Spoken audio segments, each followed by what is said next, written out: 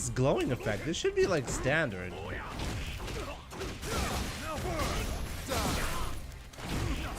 Oh my god, what the fuck? What? He knew I was gonna do that.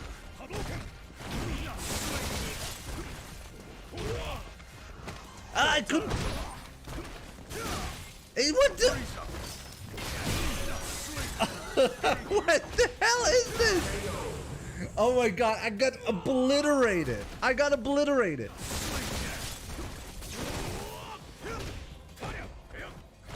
Ah, invincible backdash. Obviously, he's got that as well.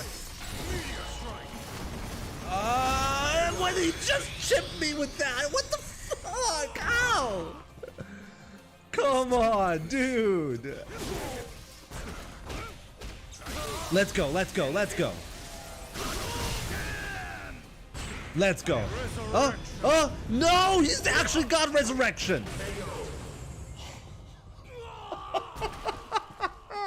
Fuck my life. You lose. God damn it.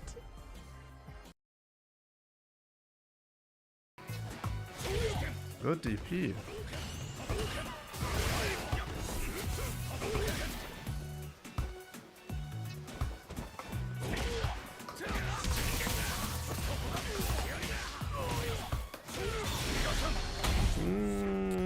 Maybe I could have killed if I had burned myself out.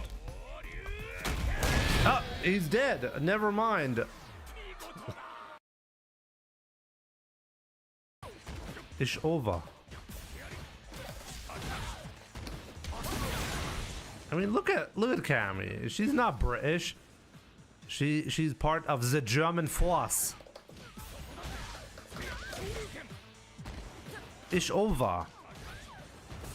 Yes, we will defeat Bison with the German force.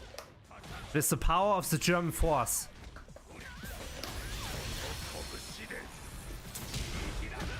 Yeah. With the power of the German force.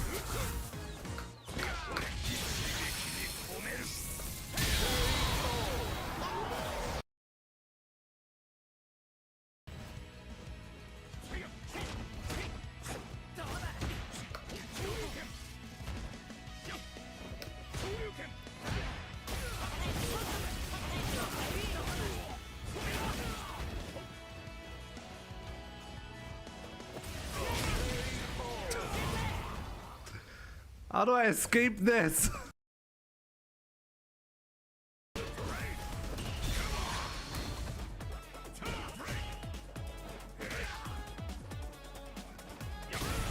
That does not make any mistakes.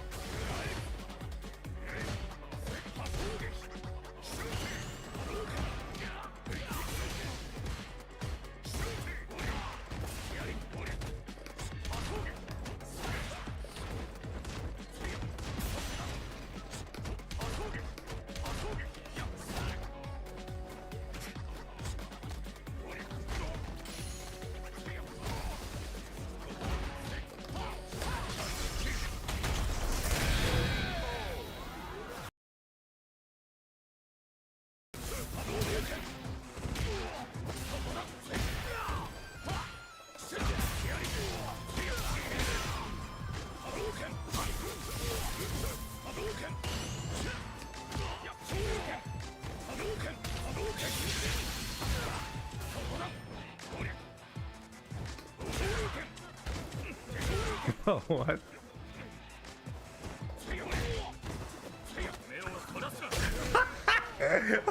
Why am I not killing him?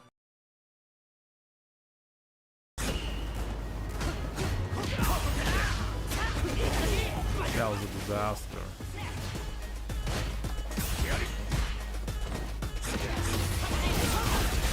Genuinely lost this map.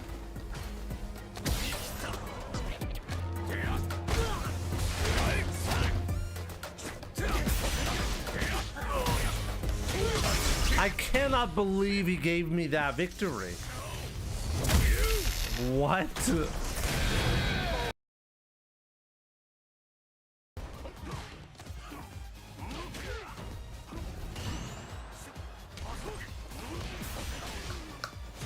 No,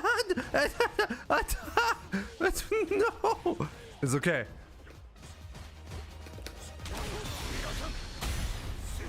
Got him.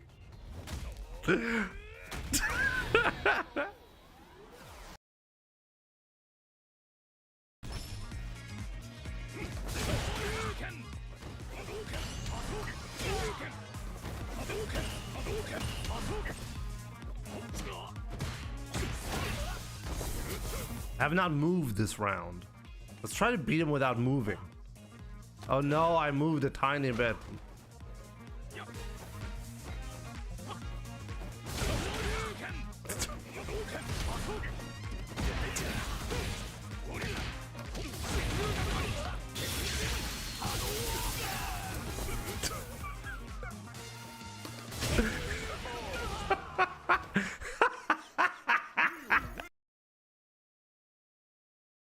Can I impersonate Mai's level 1?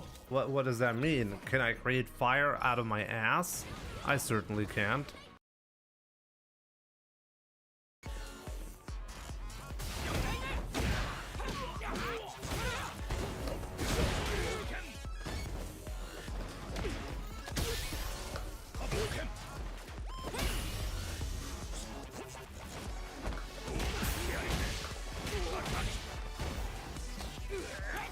Wake up throw.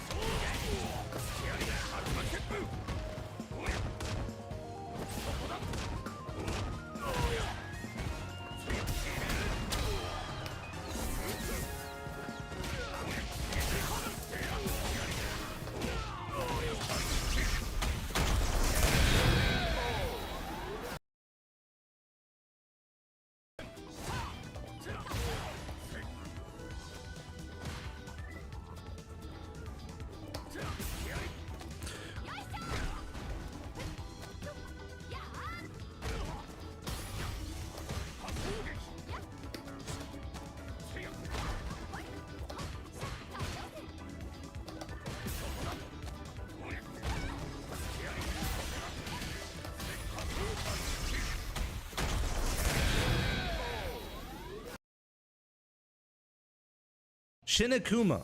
Let's see how hard he's gonna kick my ass, because I forgot how difficult this one is. We're gonna play the fireball game against him. Of course, he gets free double fireballs in the air. I should not be challenging with fireballs, right? Oh, we got a knockdown. Let's go. Oh, he's called the true Kuma. Do you see how fast this is? Wow, I can react to it, even though I'm almost full screen away. Oh my god, okay. I should not be playing the fireball game against this. Okay, that's bad. Okay. So, yeah, plus, right? Okay, we got the jump in. Gonna grab him here. Of course, you can just jump out of it like that. Okay, again, okay, we're just gonna jump in until we win. He has full invincibility on that teleport. It's unbelievable. Still alive. Still alive. Still alive. I'm completely stuck in the corner right now. I can't do anything. What do I even do? I swear to God, he's gonna time me out like that. Oh my god, did you just see the grab range? What am I even supposed to do there? You can't, like, I was locked in the corner. Oh man.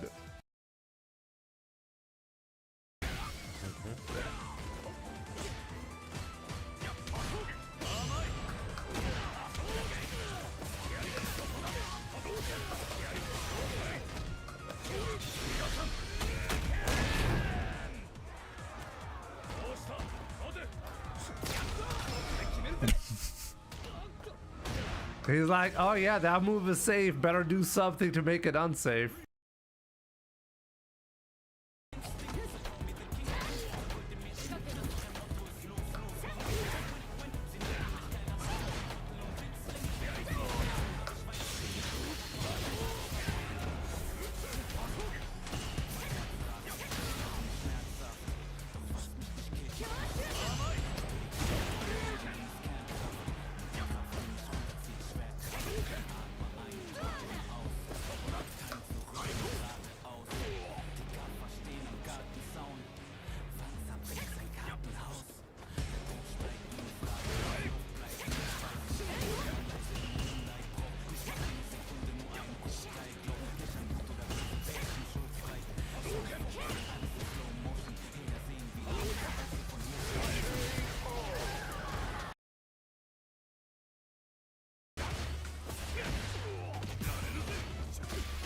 He actually clipped me there.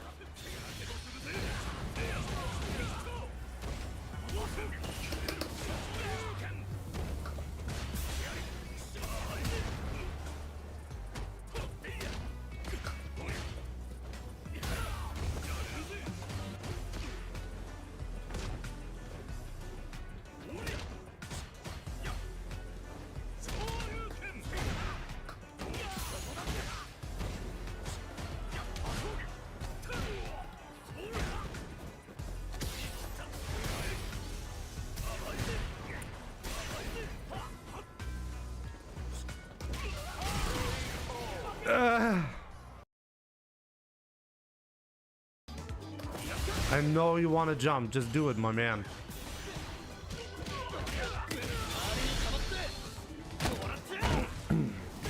He's gonna jump, eat an EP into level 3, okay? That's how we're gonna be finishing this, guaranteed.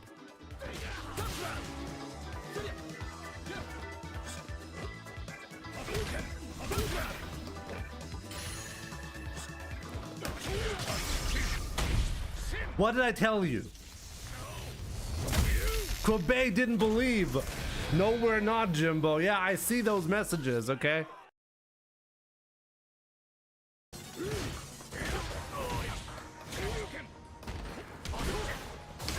No, oh, actually pretty good. Oh! Uh-oh. I mean... No!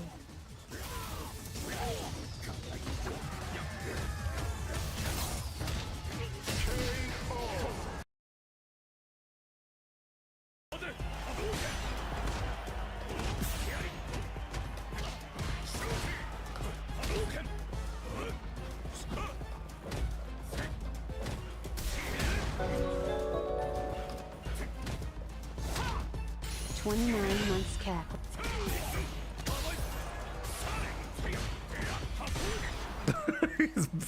How's he burn out again? No! I threw one fireball? You gotta be kidding me.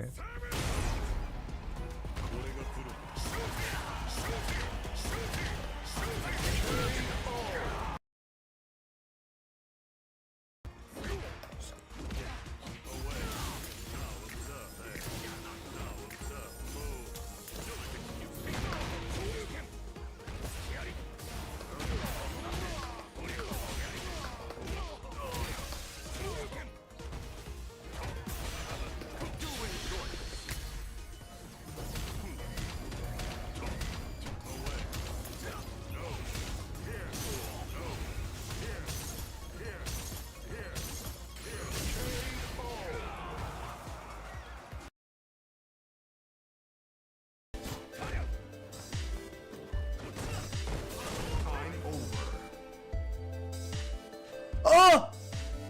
A draw game through timeout? I've never had that happen.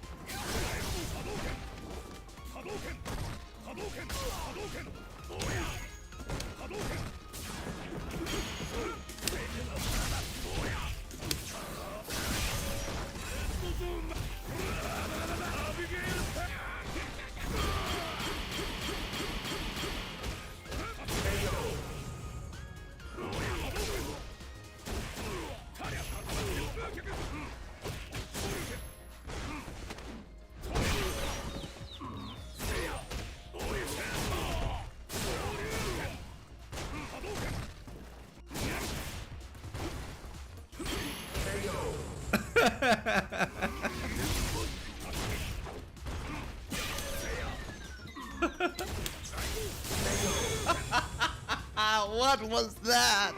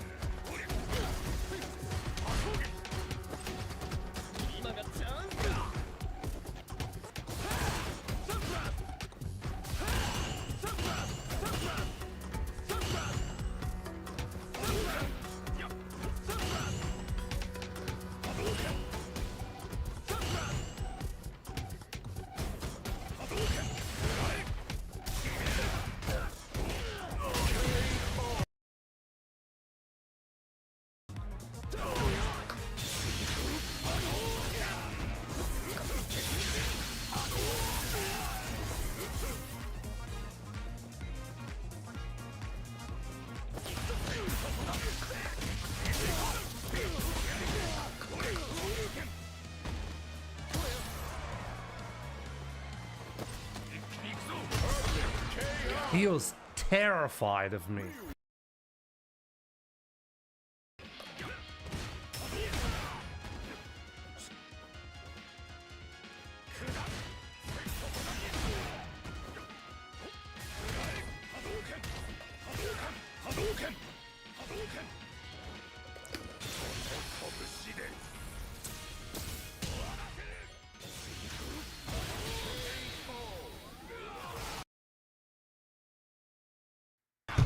What's up, everyone? Welcome to the stream. I really hope you're having a great, what is it, Tuesday? There we go. Hope you're doing great. So yeah, we're gonna be grinding. We're gonna be talking about Ryu. We're gonna be we're getting closer and closer to Capcom Cup and the upcoming patch. So should be pretty interesting. Wait, the new version? Oh, I think it's because of the the Alex fighting pass, right? So yeah, Raul, good to see you. Presagita, Grateful, what's up? Senko, Uninspire, Nosebox, what's up, my man? We actually talk about how stupid Ryu is? Oh, we'll see about that. Maybe not. Maybe we won't. Nick Rapolis, what's up? How's it going? J Banks, MTT Random, good to see you. Street Fighter 6. Jimmy, still busy with office work. Hopefully I can join your stream later on. One question, which character do you believe will receive buffs, nerfs, or remain untouched in the upcoming patch? Now, I should probably make a separate YouTube video about that, but I do believe that the problem is that like, currently we don't know if... We currently do not know if the patch is gonna have, like, if it's just a balance patch or if there are, like, mechanical changes. Because I think if they add mechanical changes to Street Fighter 6, then it's gonna be very wild to guess who's gonna be seeing nerfs or buffs.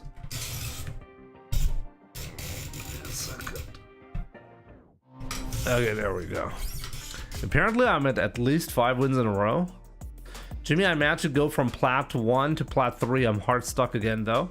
Well, that's how what progress looks like though, right?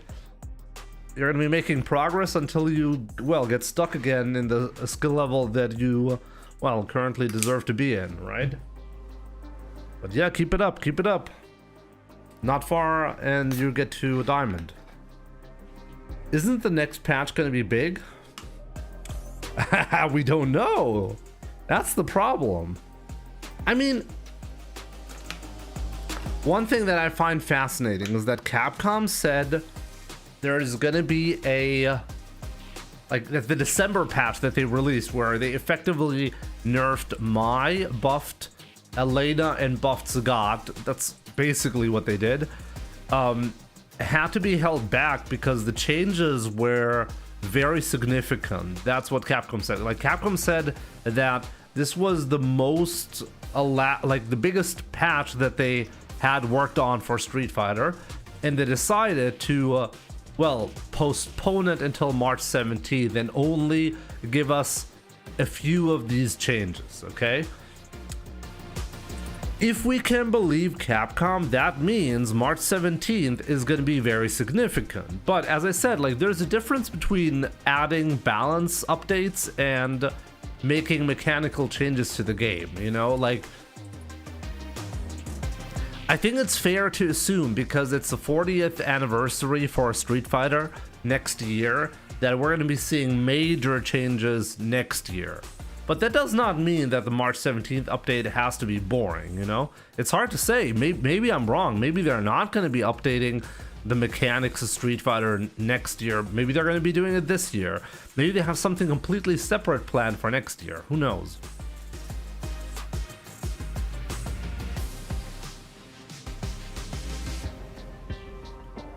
Yo, Papadelli Fresh.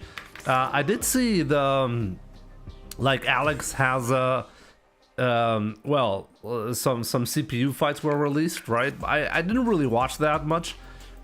But in general, what I've seen from Alex has been pretty positive. Like, he looks like a cool character, you know? Like, people who've been looking forward to Alex, I think will not be disappointed. Ryu needs a command throw, a dive kick, and a teleport. Yes, I agree. Here comes a new The Hoodwinker, what's up, my man? Oh, come on.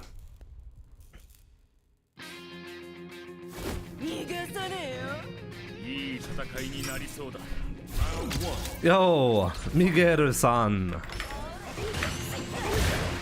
Konnichiwa. If I lost IDP,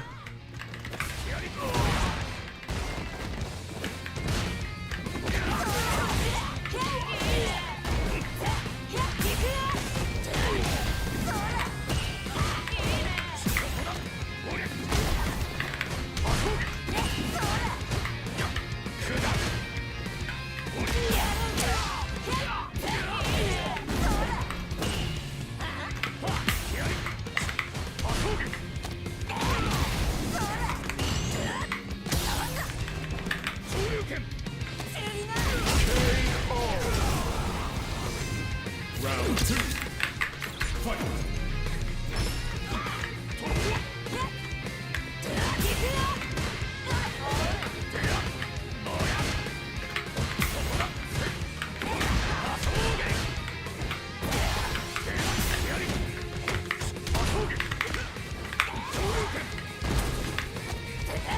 Wake up back.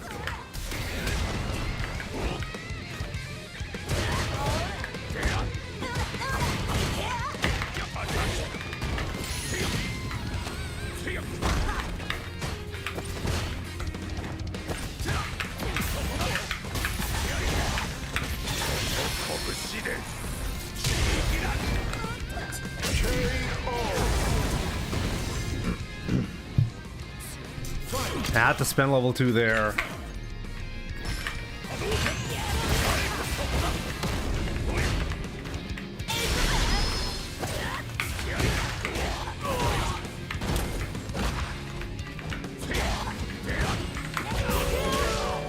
Yo, Grateful, thank you so much for the sub.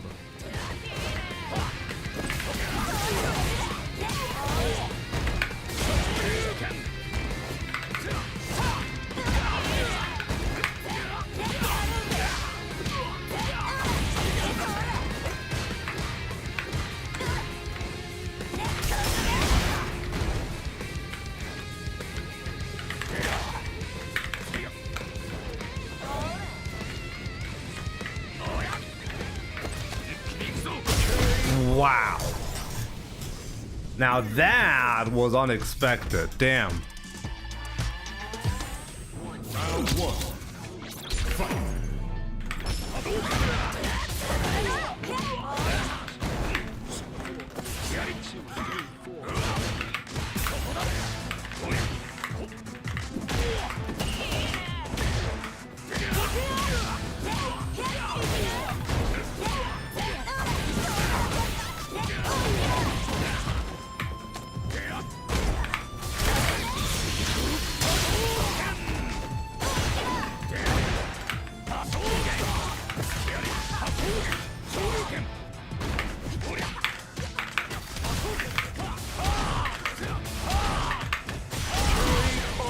Wow. Round two. Fight.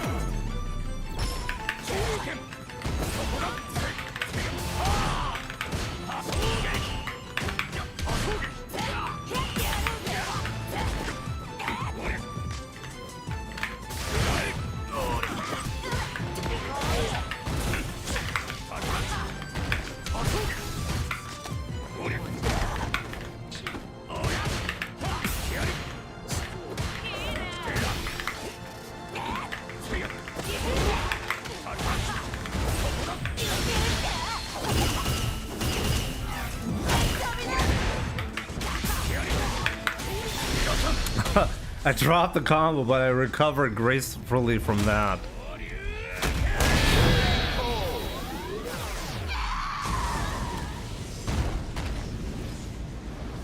Ryu wins.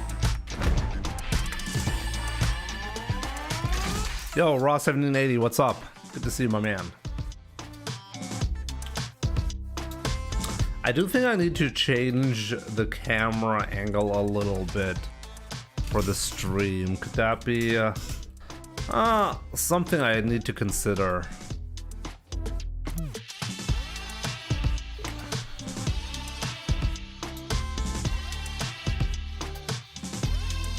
Get it closer. Like recently I made like a sponsored post where I showed the leverless controller for Fatal Fury for Nightmare Geese, and when I do that I need to unmount my camera and put it in different positions. So when I put it back, it's never like 100% the same as it was before, but like I want to have like a cool or a good angle, and I realized, hey, this looks pretty cool because it shows the background neatly, but I feel like my position is not optimal here. Oh, we'll see. Nose cam. I know it's fine, but I'm not sure. I'm not sure. We'll see. I guess if I get it too close, it's gonna be awkward. Oh, maybe this is fine.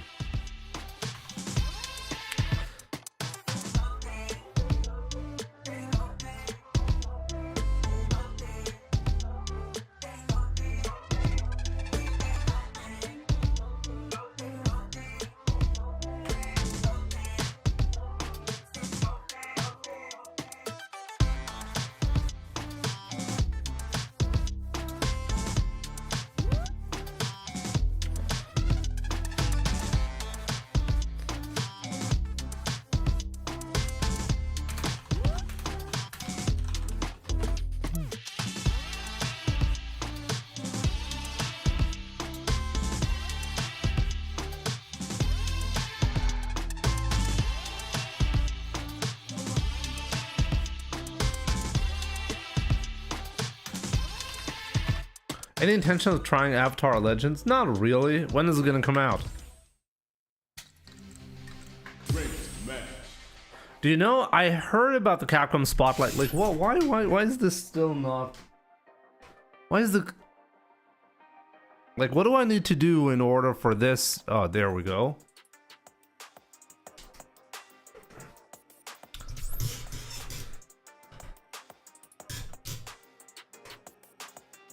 I do not know what, like, the Capcom Spotlight... Like, the Capcom Spotlight is like what? Like a Nintendo Direct, right? Just with Capcom.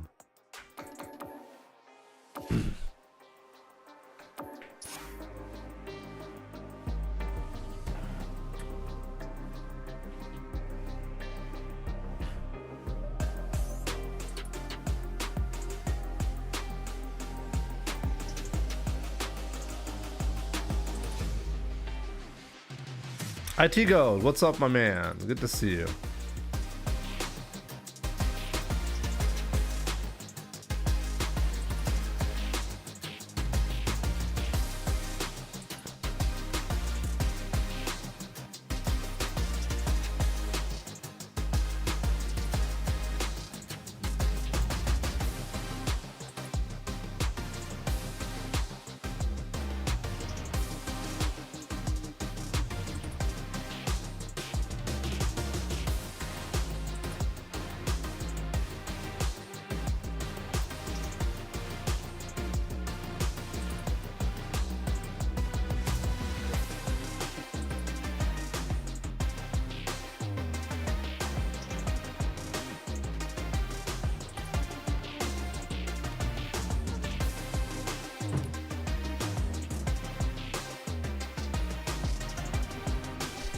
Yeah, it's like a Nintendo Direct for Capcom. People are on hopium for new costumes.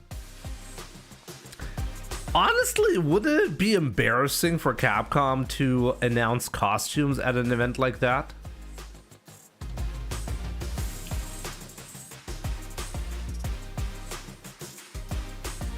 Your chair squeaks like... No, it's actually the microphone arm that squeaks like that.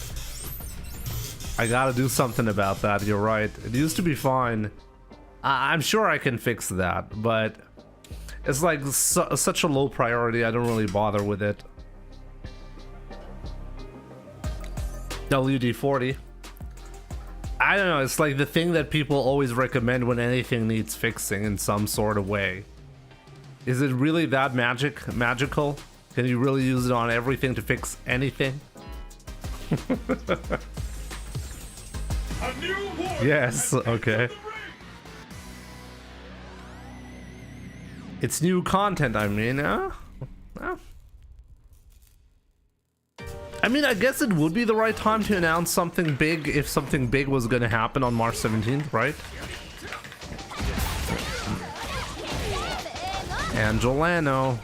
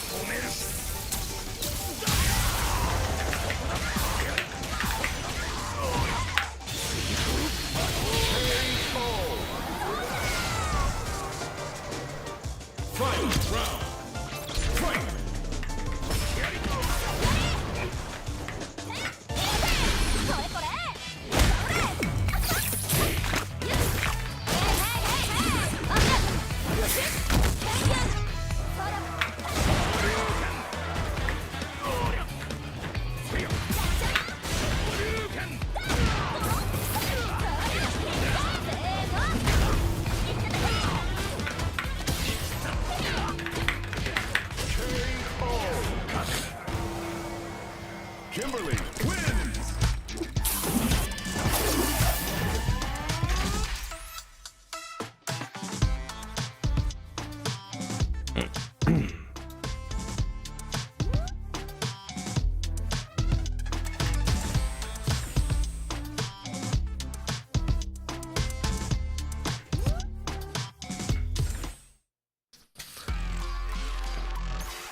He on top of not giving me the reset, he also want to waste my time in the maximum way. Did you just see that?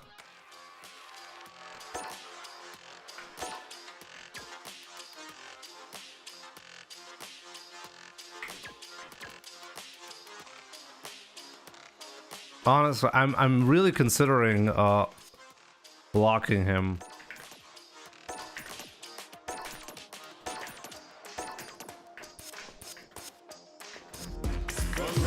Why are Kimberly players like that?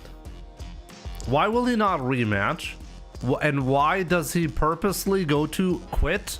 And then he purposely waits the full 10 seconds. God. God. The small dick energy is strong on in this one. Round one. Fight.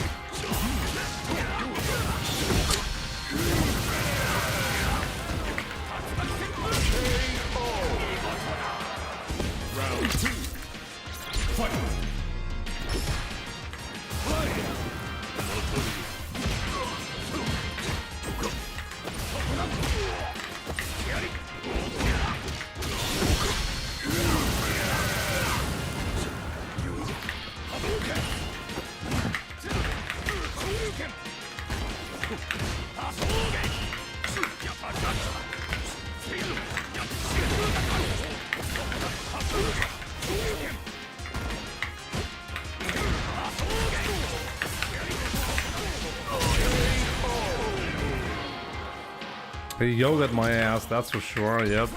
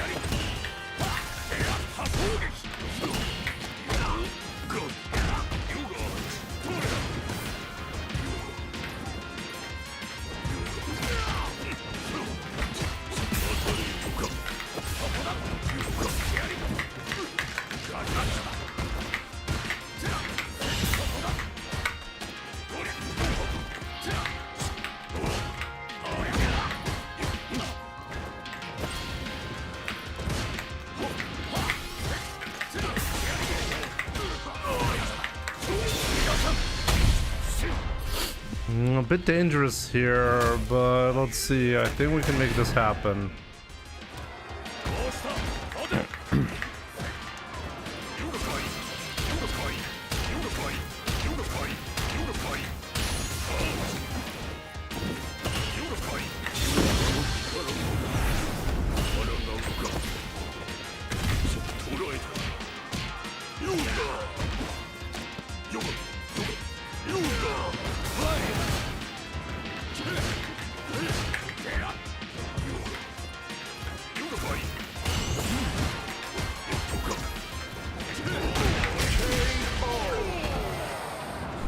Ryu wins. Round one. Fight.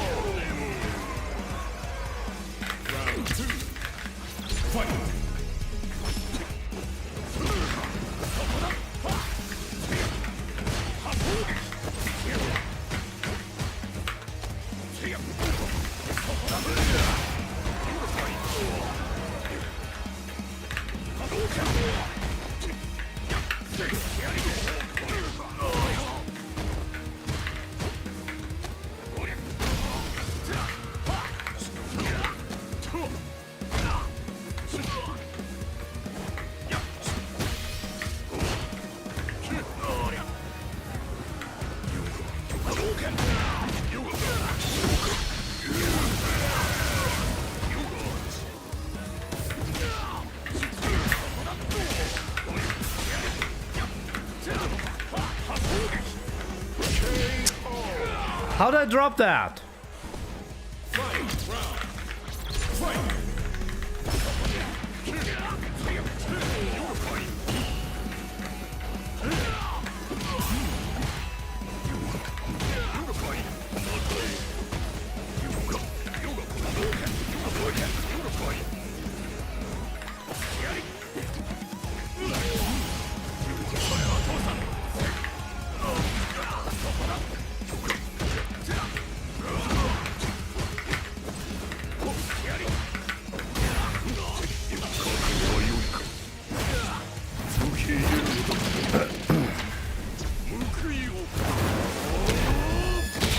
I'm so upset about that drop.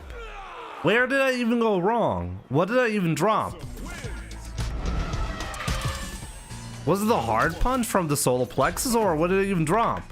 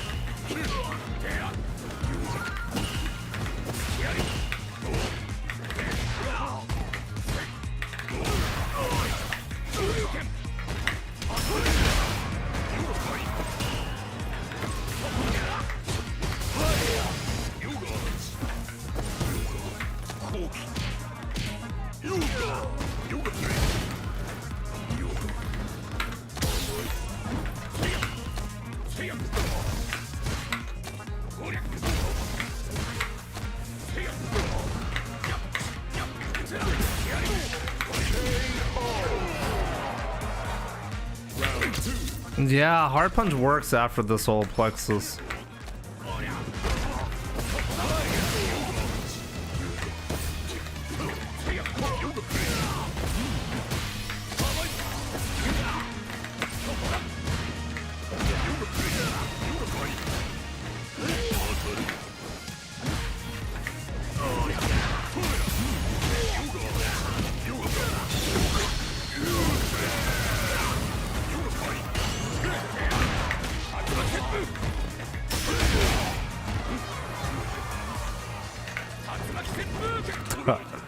If you had thrown that fireball.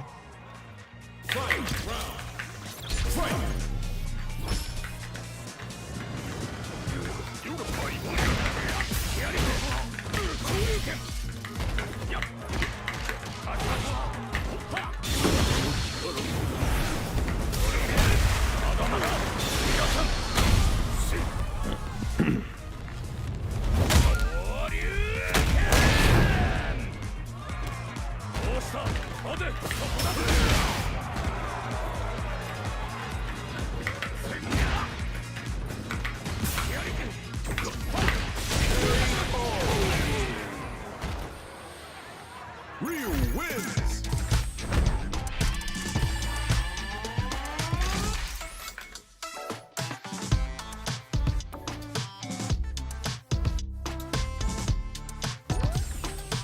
Where was it again? Which round was that?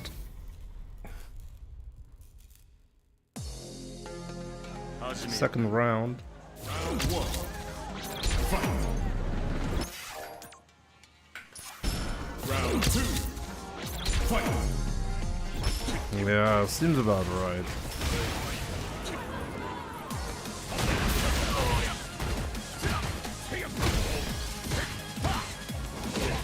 Must have been somewhere here.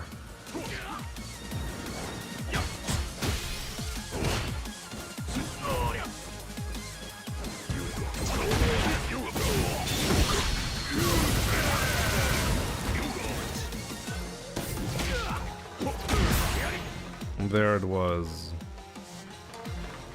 Let's see. Well, where did I go wrong? So here I'm hitting my opponent.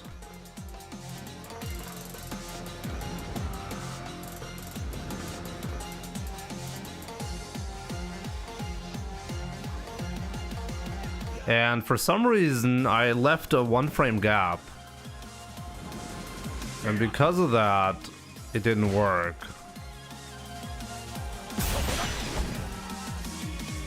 That's so sad.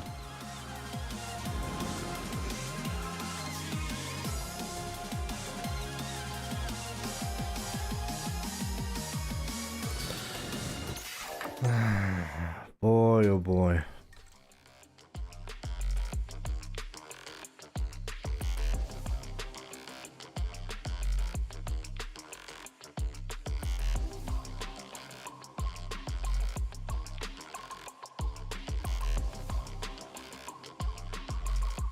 That was a really cool punish, and I really like that. Should have been a really clean 2-0, you know. It's very, very sad for that to happen. Such a cool combo that you can do here, you know.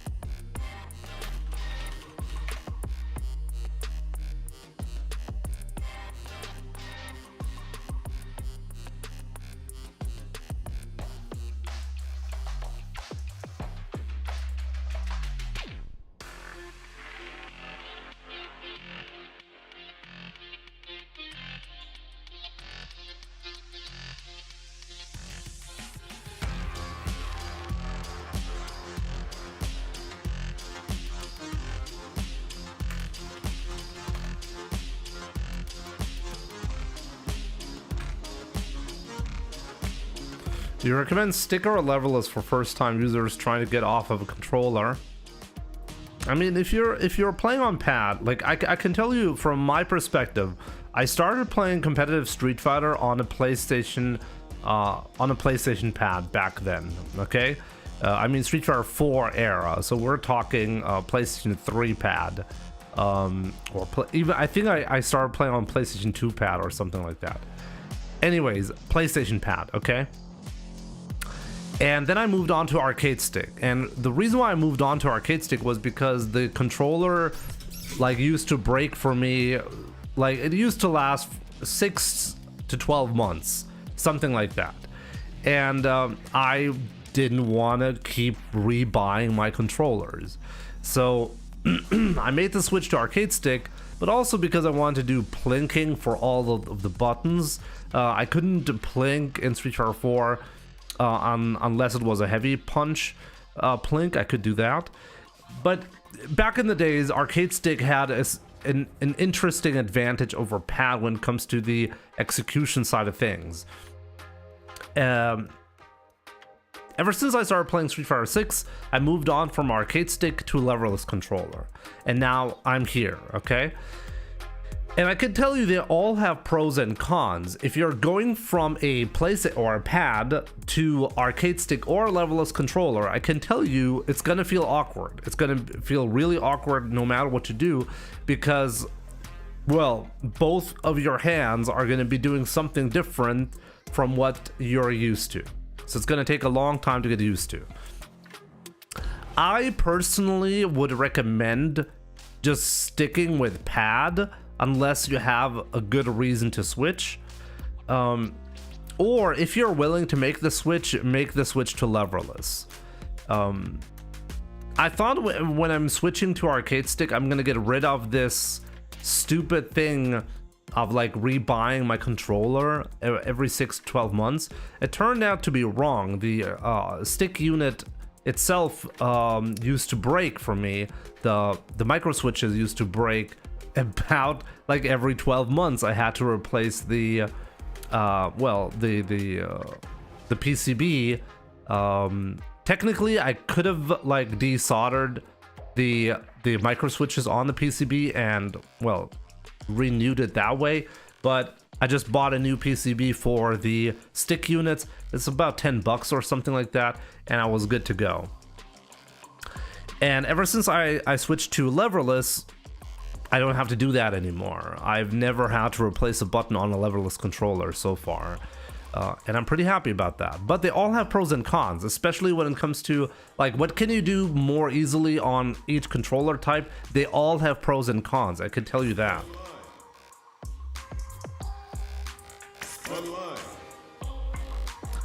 Don't, good to see you. We try not breaking her controllers. I get angry, you know? I get angry. If you play it on a pad, stick to it. These games are made for pad. I agree. I generally agree. I think a lot of people make the switch because they think they get magically better at the game, or they're playing on the wrong controller and that's why they're bad at the game or not as good as they want to be. Most of the time, this is not true. Honestly, I don't recommend leverless for GIF specifically. I think half circle and full circle inputs are difficult, but I know there are high level GIF players who play on leverless, so it's not impossible. But I can tell you, every time I played GIF, I never had an issue with like half circle and like 720 inputs or something like that, you know? Except for leverless. I'm genuinely bad at that. But maybe that's just a skill issue. I don't really play Zangief, right? So maybe you can just learn that. I found it to be difficult. And it's specifically because you can actually skip inputs when you're doing a half circle motion. You can skip inputs accidentally on leverless, and that is not possible on pad or arcade stick. You will not accidentally skip any direction when you're doing like a circle input. You will usually get all the inputs. On leverless, it's actually difficult to do them cleanly.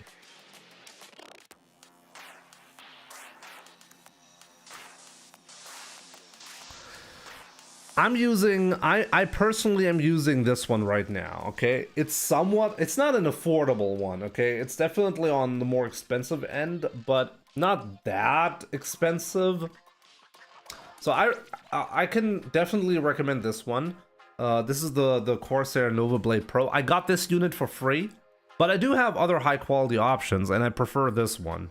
I have the Razer Kitsune, which is more expensive, and I think this one beats it cleanly in some areas. The Razer actually feels really nice, but it lacks like additional buttons and it lacks a lot of other features. This one is pretty special because it has a Hall effect triggers, switches. And because of that, you can actually do funny stuff with it. Like you can set the actuation point and stuff like that. Like there are things that you can only do on this controller. But there are other good options as well. This one happens to be, I think, a good middle ground between like cheaper options, you know. This is around $250, around that. The Razer Kitsune, for example, costs, I think, $350. But there are good options below that as well. Like if you don't want to spend that much on a controller, that's possible. Oh, this controller right here is officially licensed for the PlayStation 5. So like it does connect to the PlayStation 5 by default. The Kitsune is now $229. Oh wow, okay, they reduced the price. Honestly, with the competition, it was kind of necessary. That's a good price for the Razer Kitsune. If you can live without the additional button, then that's not a bad deal. Comes a new challenger.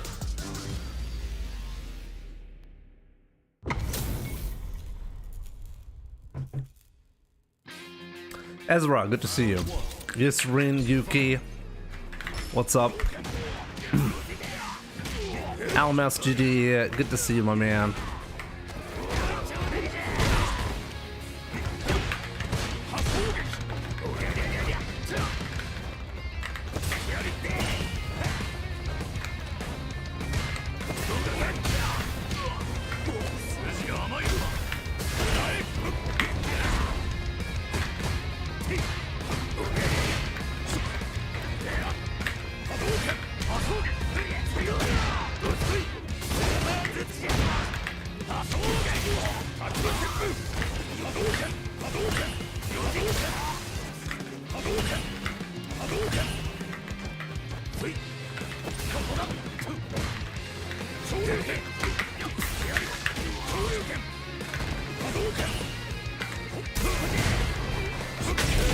Oh, he punished the light kick.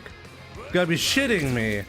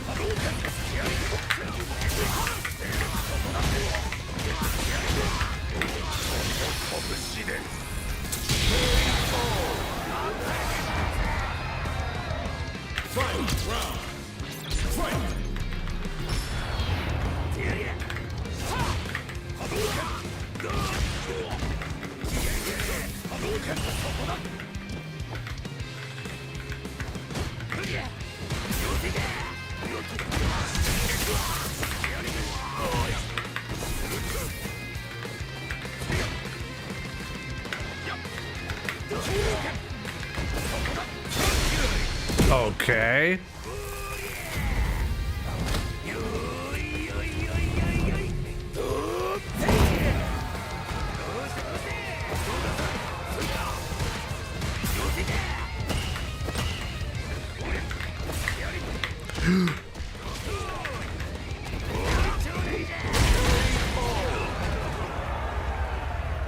Honda wins.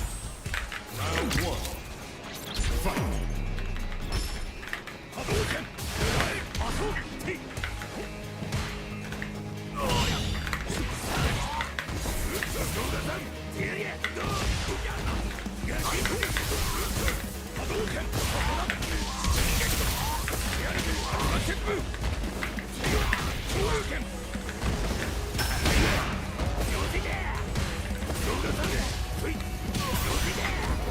That's actually fine.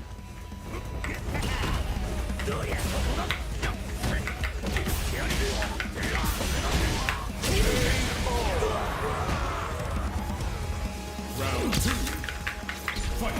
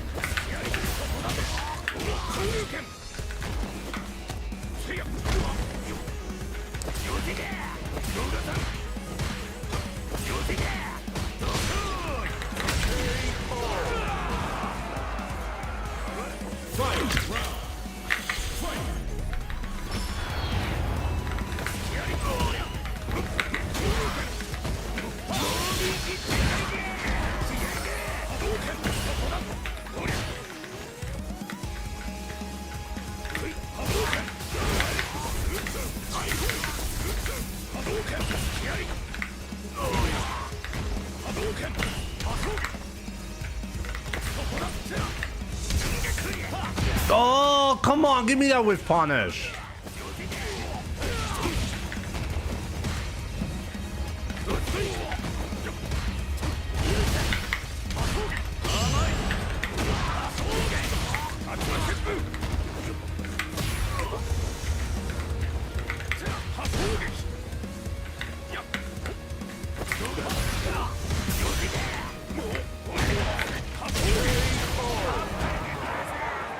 Ryu wins.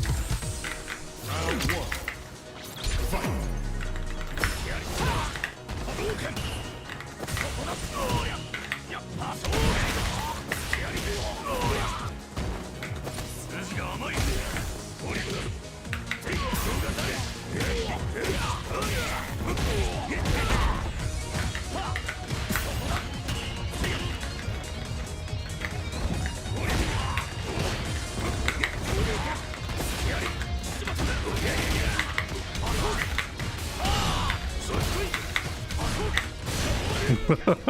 Okay.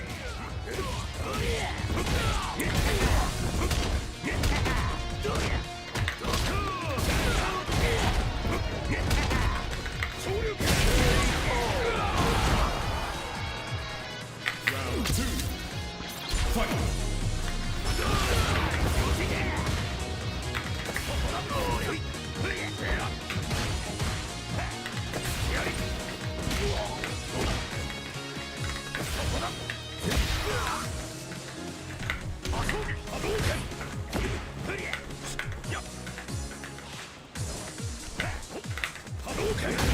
Come on.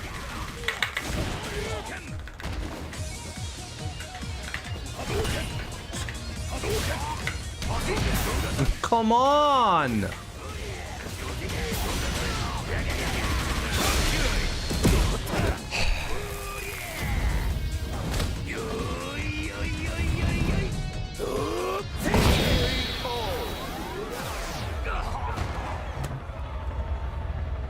Honda wins.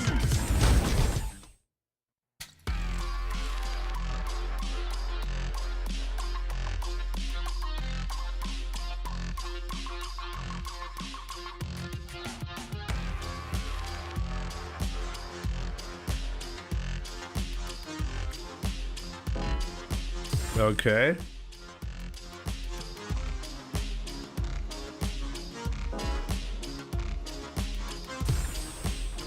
Here comes a new challenger.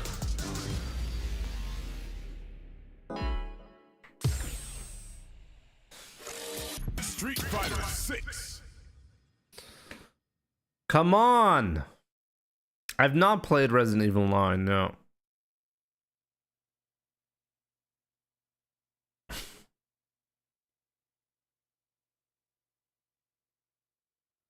Did Steam die again? I hope not.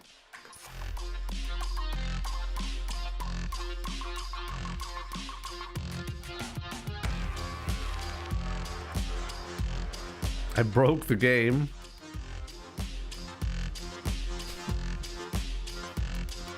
I'm that good, guys. I'm that good.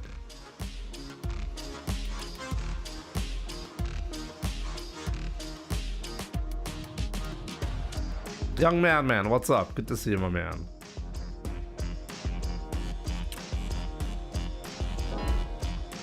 Lots of streams incoming, by the way. Like this month should be good.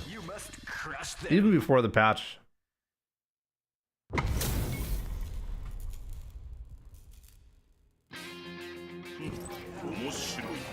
Round 1.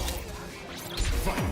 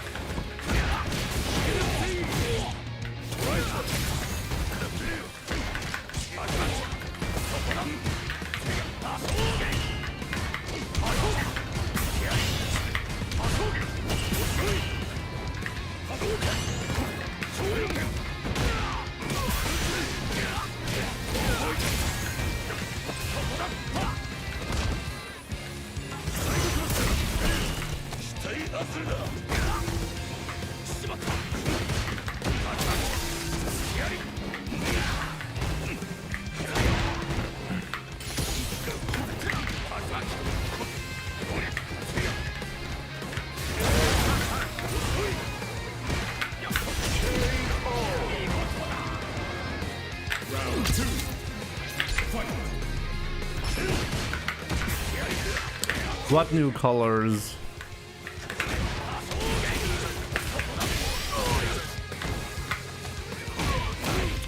I tried to grab him.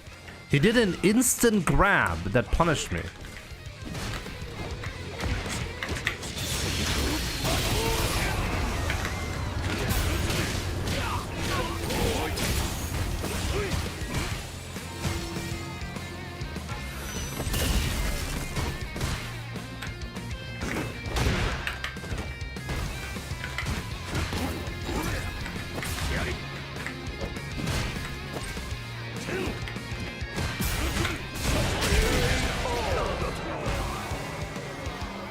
Battle Pass skins for their outfit 3s.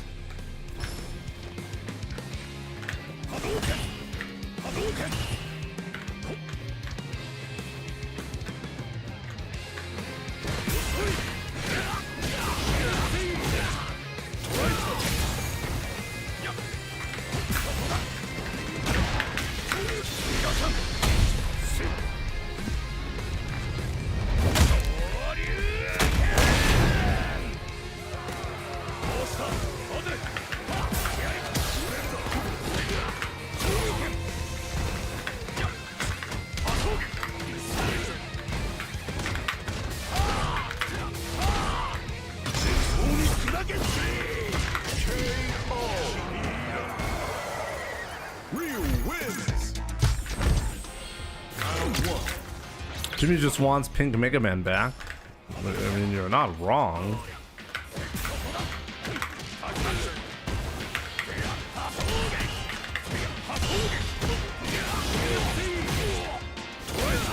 Did a low parry there.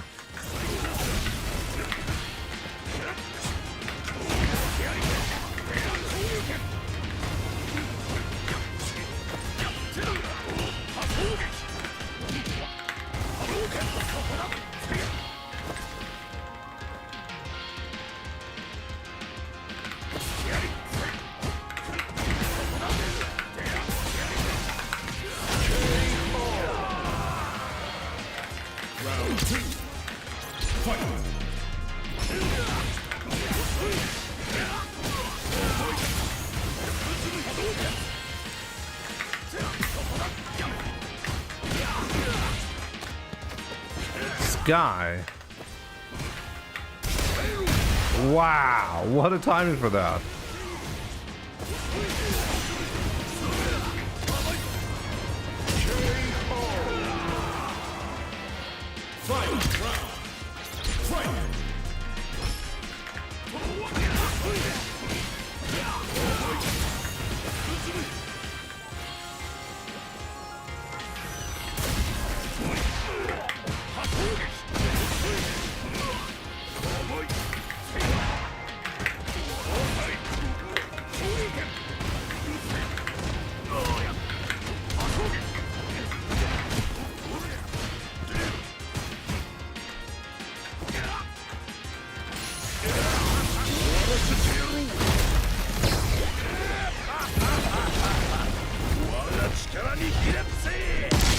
Bison.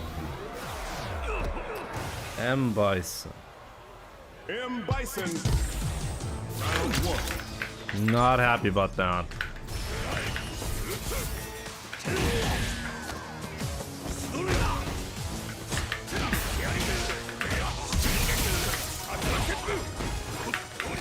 Oh!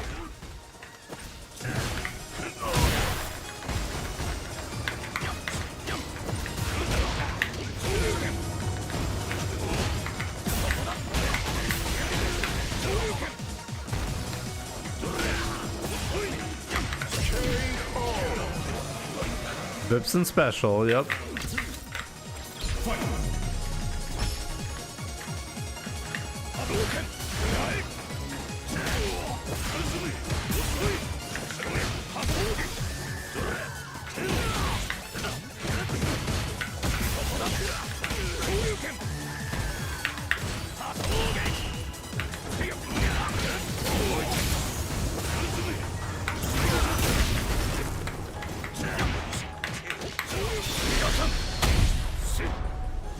He is good, guys. Wow. Is that like...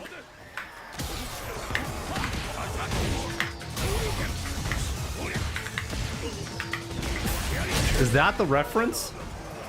Is that so that you guys can write he is good guys? Who is this player? I know this player, right? Why does he rename himself all the time? I'm pretty sure I've played this guy on like 10 other account names or something like that. If you chain a drive rush forward hard kicks towards the corner, let your last drive be a hard punch medium Hasho. You're right. It's just that my brain didn't early enough understand the situation and that I was going to be in the corner. And that's why I didn't choose the right combo. But yeah, technically a mistake for sure. I thought about that as well, IT Goat.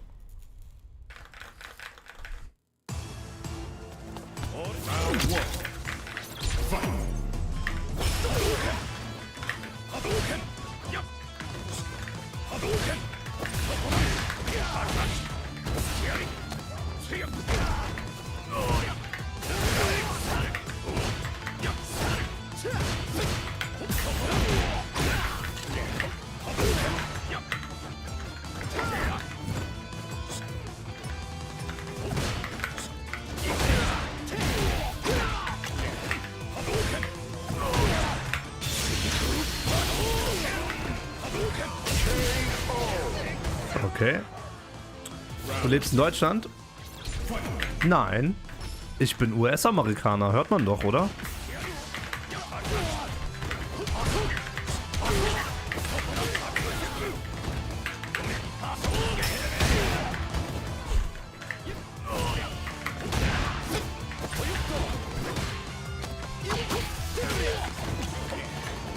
Oh, come on. What's up with that?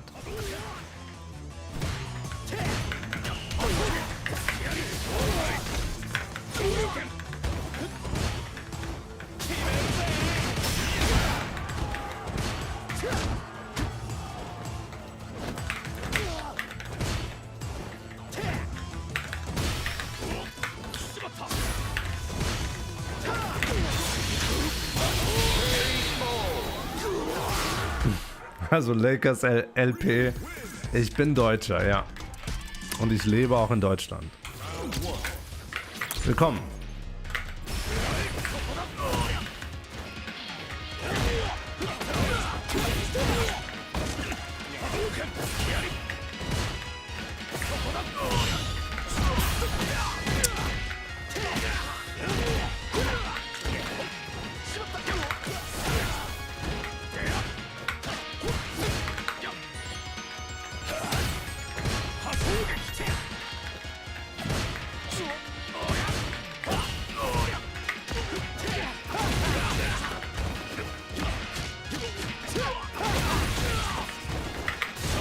I should have known.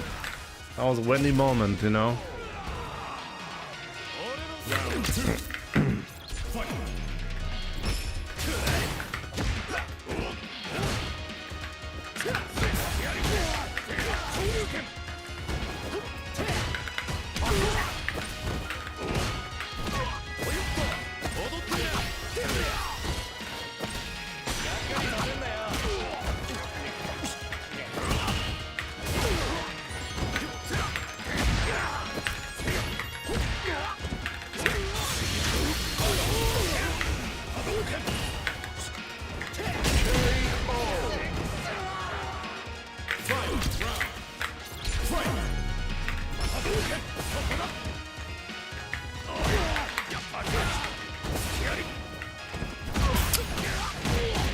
No DP so far.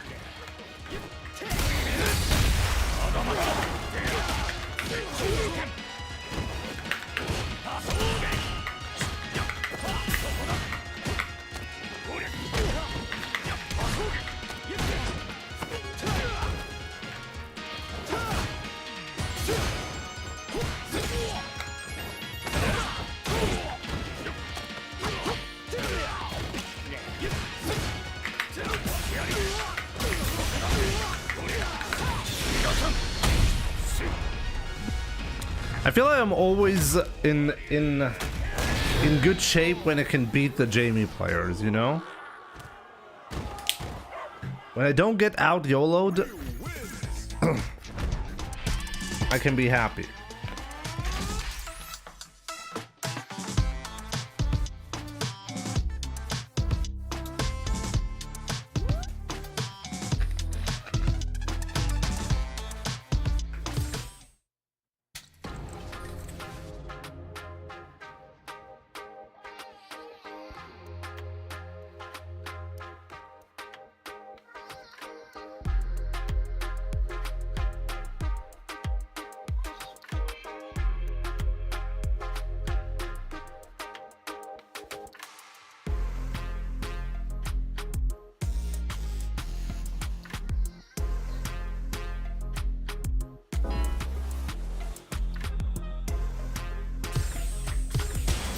Comes a new challenger.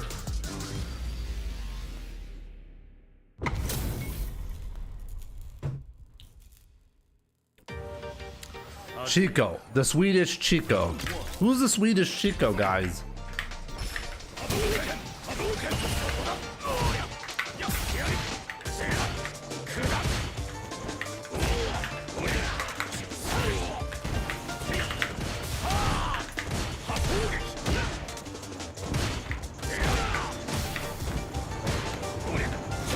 Wow, good DP.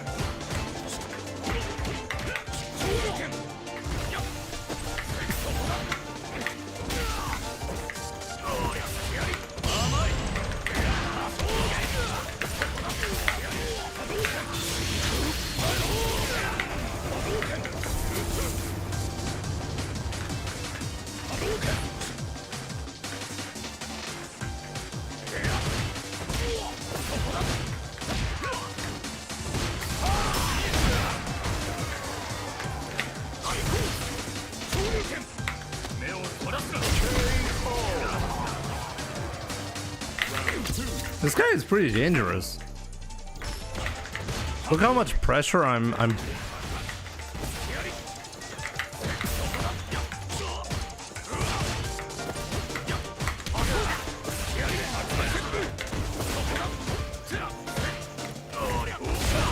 Wow.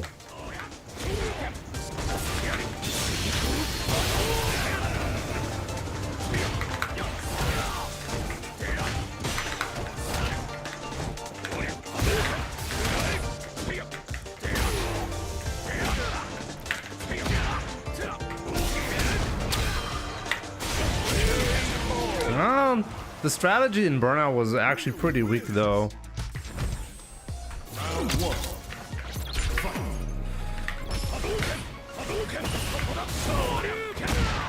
Wow, I was not expecting to land on that side.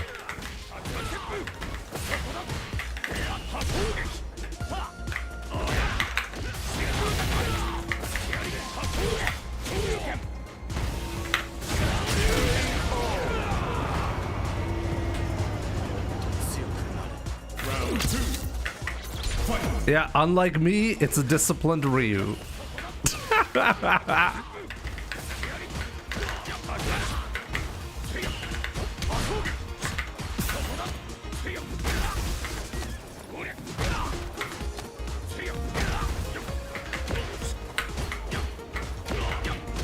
Okay. Okay.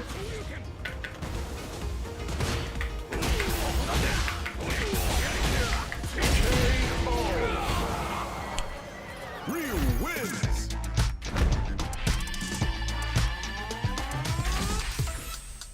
Have I played this guy before? An interesting split. This guy had an interesting style.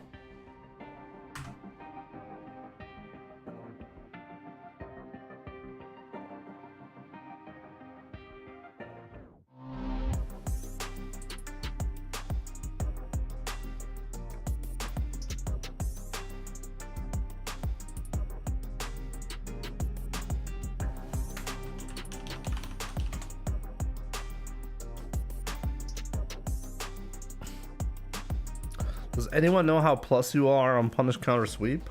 No, unfortunately, I don't know.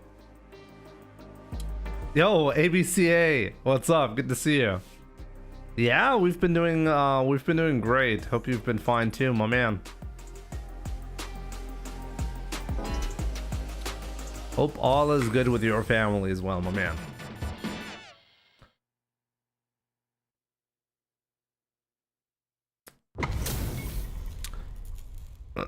This guy has 8 wins in a row. I smell a Smurf. We'll see.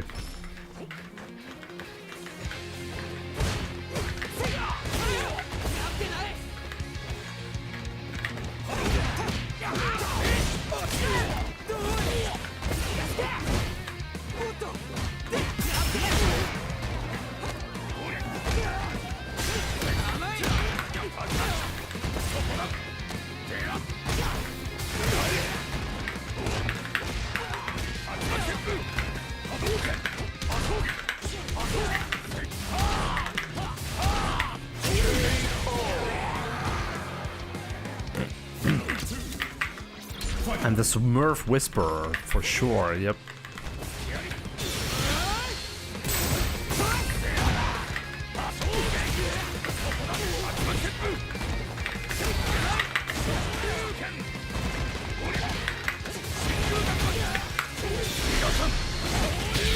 It doesn't feel like a Smurf though. At least not so far. Ryu wins.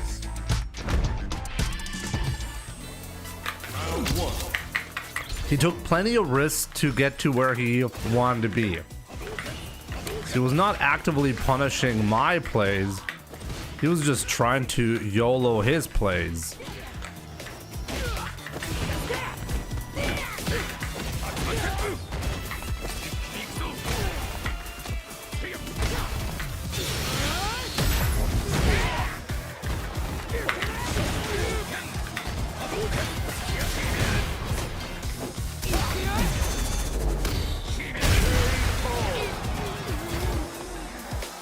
Back fears of Ryu's OP. The trade is just so brutal when you land it, you know?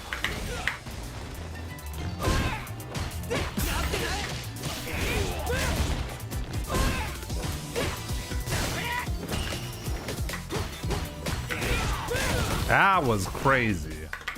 That was actually insane for him to do that.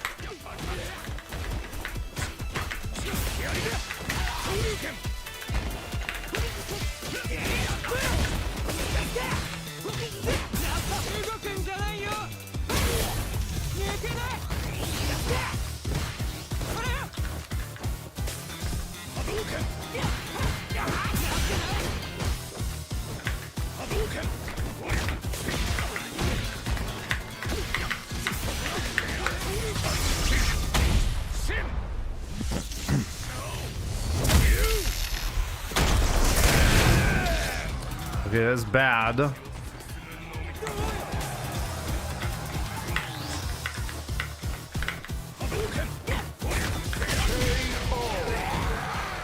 Oh boy.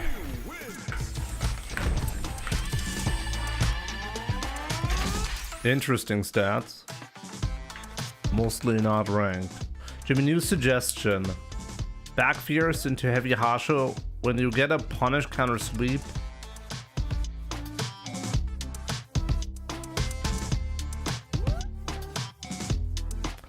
And jump over. Okay.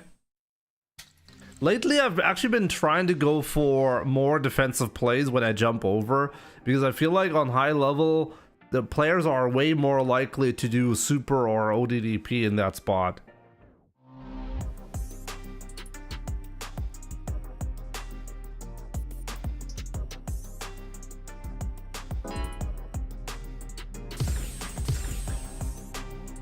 Here comes a new challenger.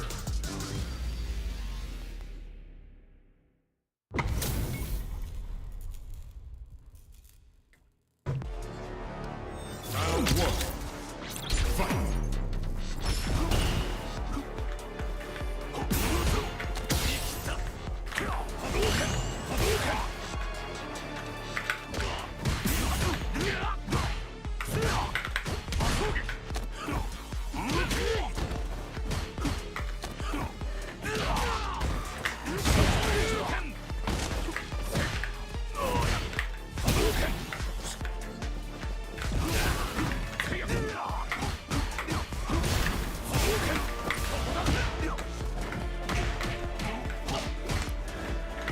Oh.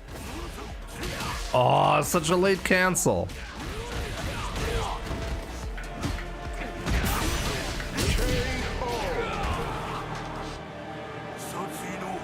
Round 2.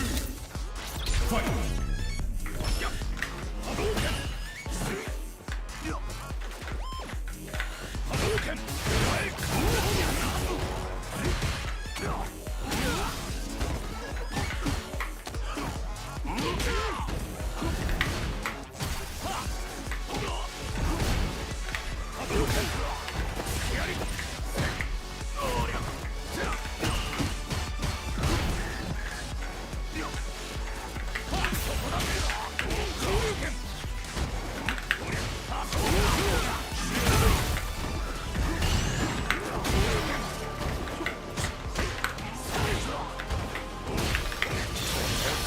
What?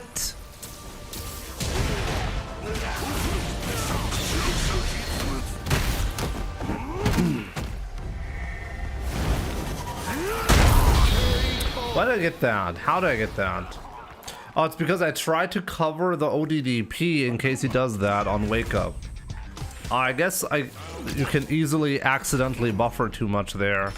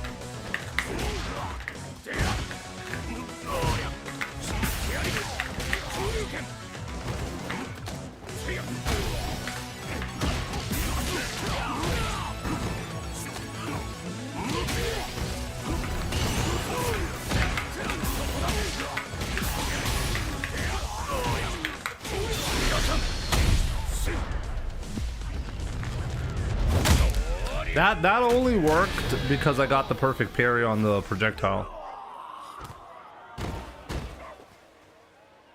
Ryu wins. Round 1. Fight.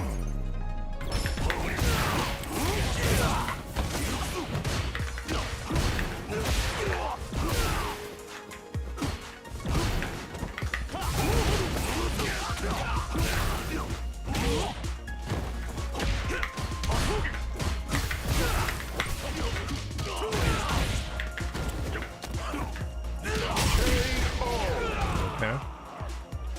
Round 2. Fight.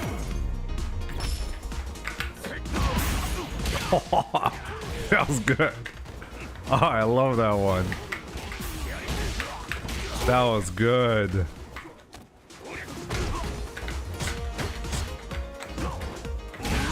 That was not a punish.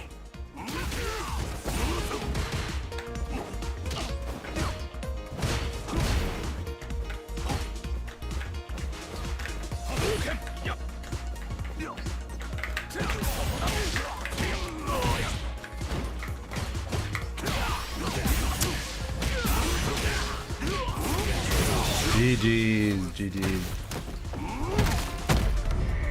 I really thought I wouldn't be pressing there, but I was wrong.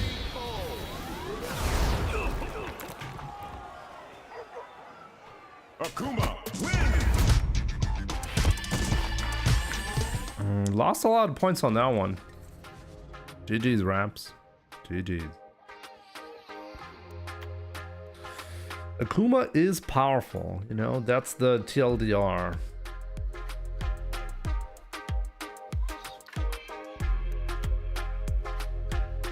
Which makes me wonder, you know, what kind of changes are we going to see for Akuma?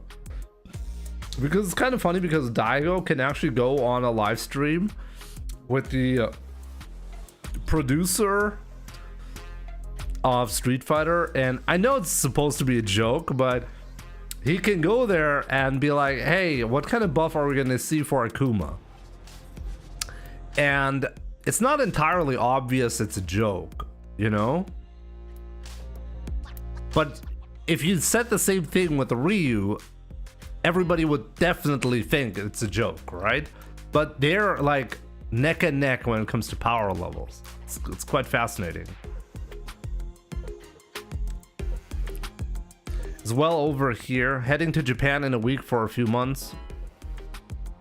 As always, no rush or pressure, but let me know about the attorney that I can help fund. In a week. Oh wait, so if you're in Japan, it's harder for you to make that happen, right? I'm pretty sure, ABCA, I'm pretty sure I'll be using I'll be using the Matcherino to make that happen. And you can probably donate, like if I set up the page, the tournament I think could happen at any time. But obviously you would want to be there as well for the tournament, right? I mean, if you're going to be funding it, then you would want to be there as well, right?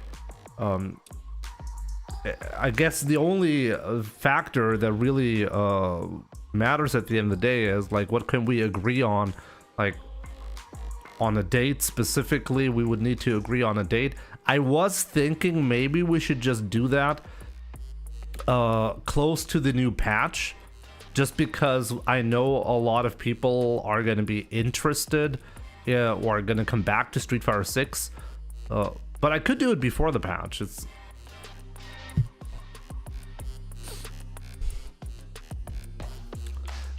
You could try to just get in touch with them. I could try to set that up. But I know that's just going to be a little bit more complicated because now, like, they need a way to contact you directly. We can do that. If you want to, we can do that. Like, if you prefer that, you know, like, whatever you want to do, we can do that.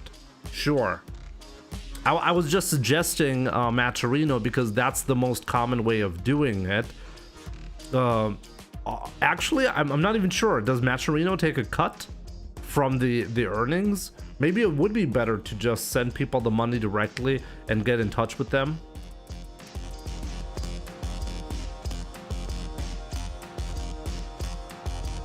But whatever works for you. Like, I personally, this is the thing. I personally don't have any experience with Matcherino. I have earned, like, I have received tournament earnings through Matcherino, and that worked without any issues. So that can work. But yeah, I mean, you're right. If it's gonna be in a week, you know, if you're leaving in a week, maybe we should just do the tournament this week.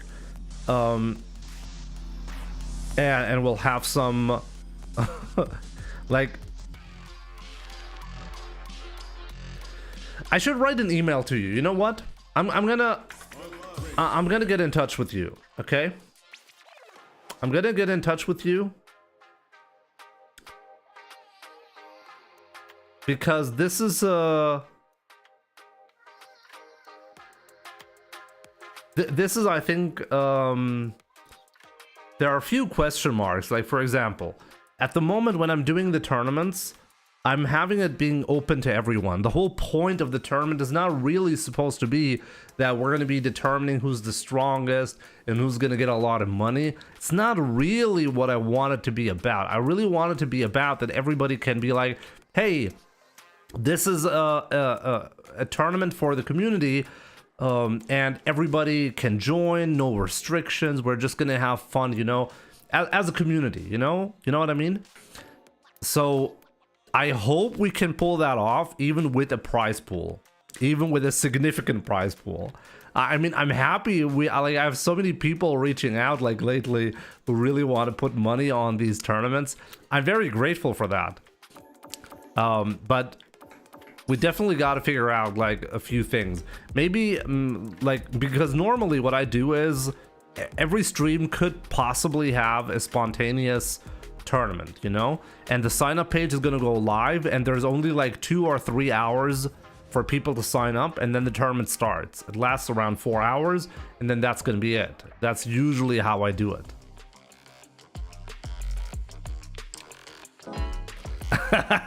It wouldn't be fair to have lower rank like yourself. That's not what I'm worried about at all. What I'm mostly worried about is people complaining about connection quality. Like if you're in the US and you're playing against somebody, let's say from Japan, then obviously the quality is just not going to be very good. But at the same time, I'm making no restrictions, so nobody's at fault. You know what I mean? Yeah, but I'll reach out to you through mail and make a suggestion how to run this, okay? I should probably just set up a Matcherino page myself and inform myself properly how that's gonna work. And then we'll see how we can do this, you know? I mean, the worst case scenario, I'm just gonna send the winners over to you or get in touch through email, you know? We could do that as well as like some kind of last resort, but for now I think we should probably do this with the Matcherino. Also, Oni Akuma, good to see you, my man. Oni Akuma, soon we will also have a tournament for platinum players only. I hope you will join. I hope you will join. I mean platinum and below. A new warrior has entered the Wait a minute, what's the highest rank that you got? Oni Akuma, are you even in platinum still? Wait, maybe Oni Akuma isn't even allowed to join. round one. Fight.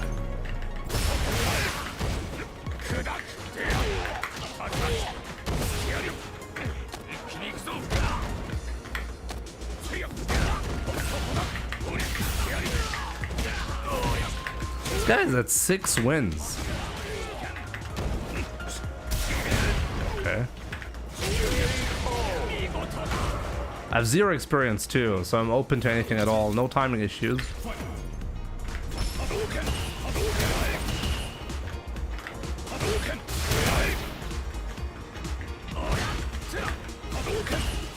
I mean, if this time, like usually the tournament would start at around this time, you know?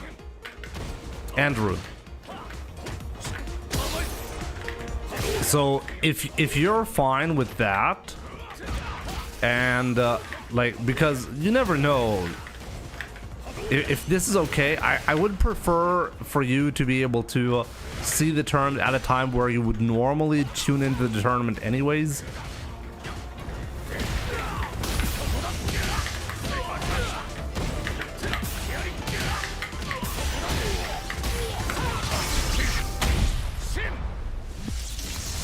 You're a master, right, Oni?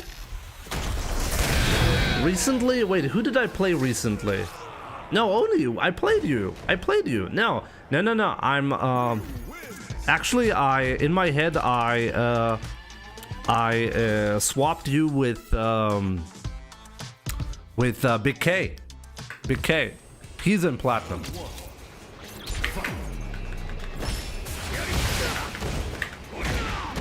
My mistake. Yeah, Joker. He's the one in platinum, right?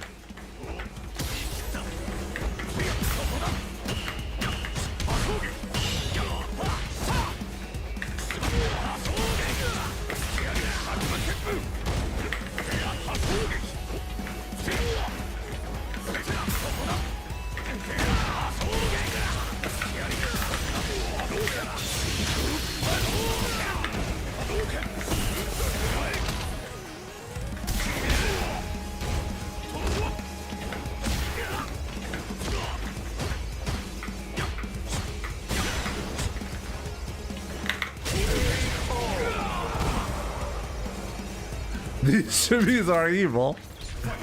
Hey, I gotta teach him. Gotta learn.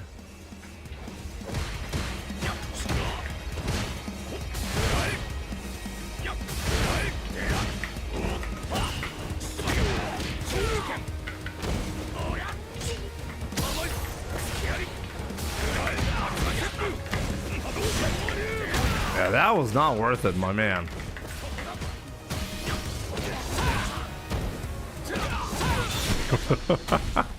Just walking up to me and doing that. Okay. So risky to do.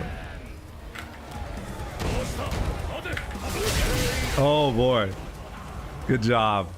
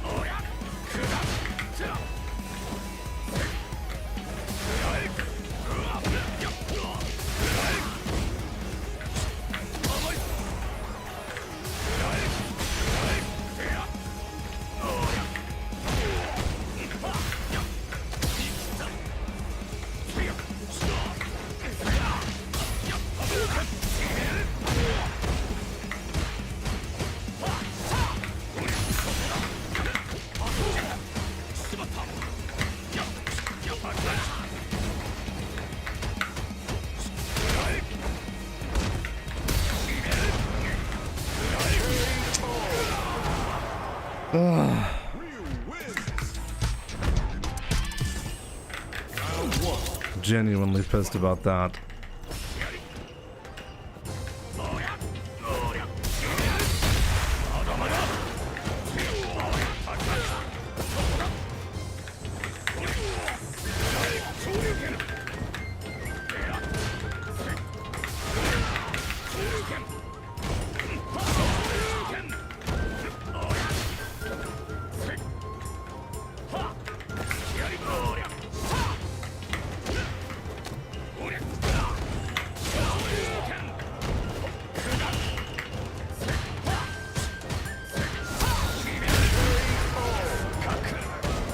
This guy loves OD Fireball. This guy... How did I even lose a match? How's that even possible?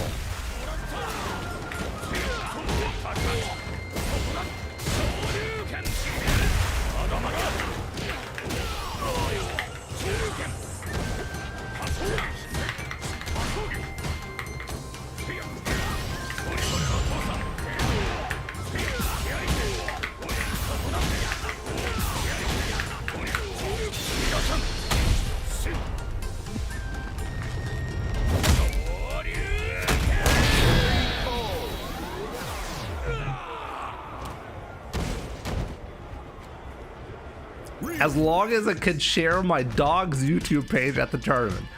What does that mean? Do you actually run a YouTube channel for your dog? Actually, that would be interesting. Please let us know more about that.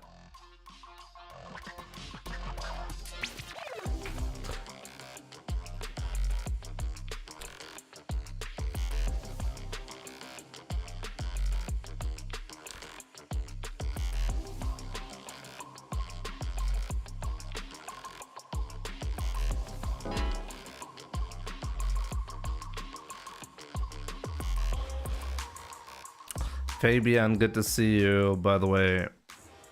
My wife just started a month ago, more to just hold memories of her while she's still around. While she's still around? My man, that sounds very negative. Now, find a new rival. Should I be concerned?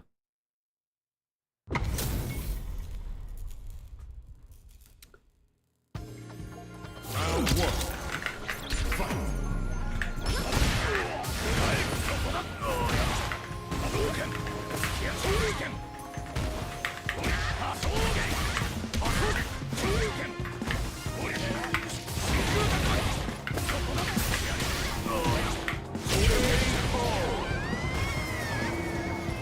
Round two. Fight.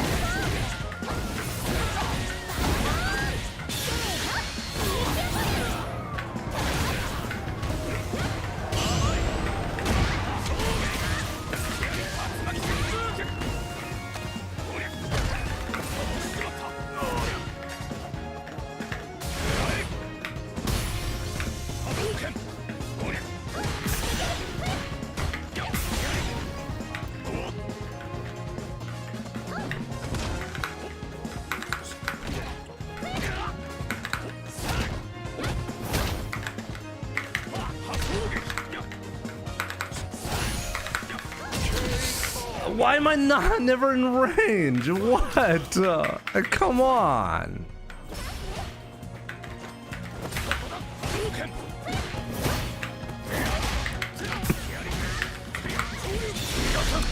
Boy, oh boy.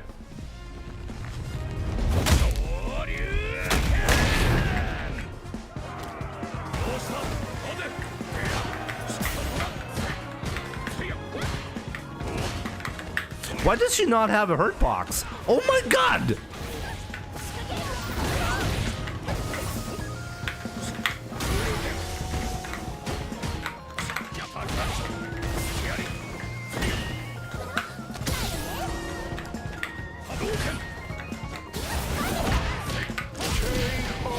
Oh boy.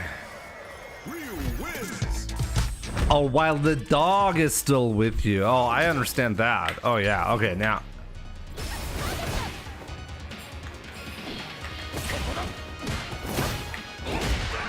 I mean, don't get me wrong. I definitely understand like the pain of losing a dog, but I mean obviously it's also not comparable to, well, losing your wife. So I am much way less concerned now.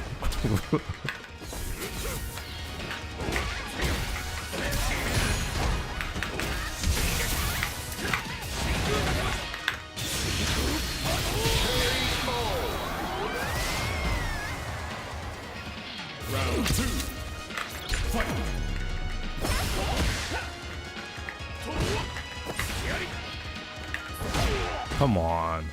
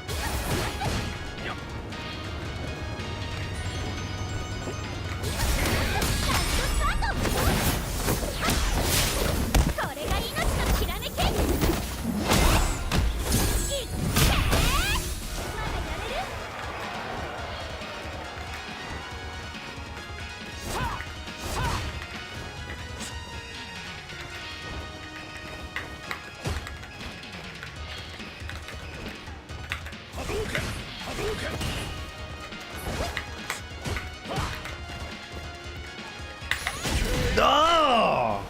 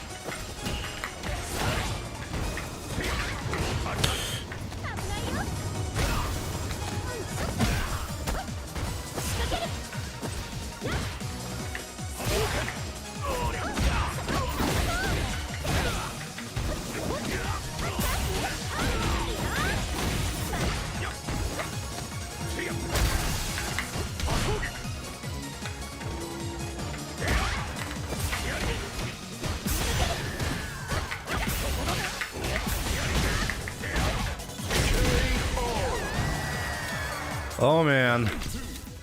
Gebumst. So ist das manchmal.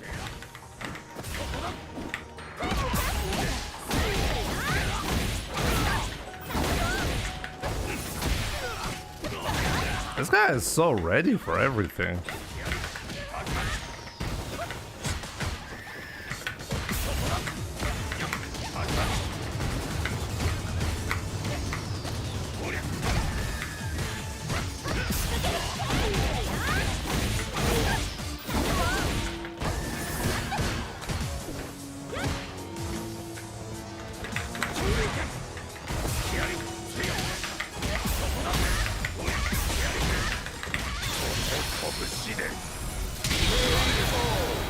And this Elena was really annoying. Yo, Janai, what's up? It's good to see you, my man. I'm doing great. What about yourself?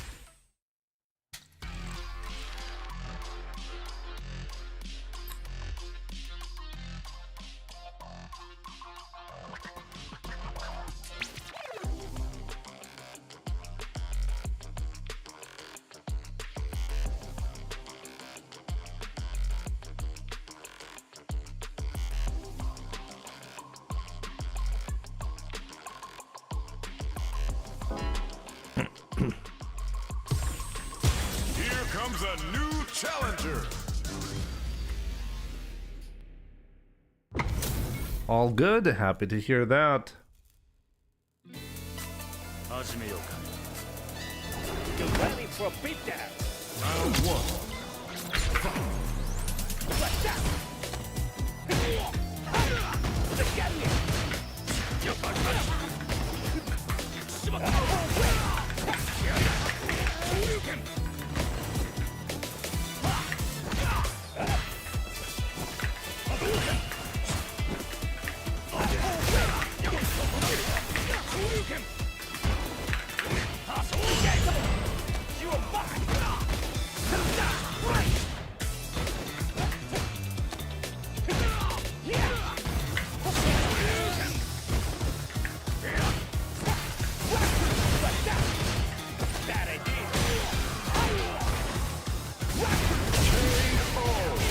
That was actually nothing I could have done there.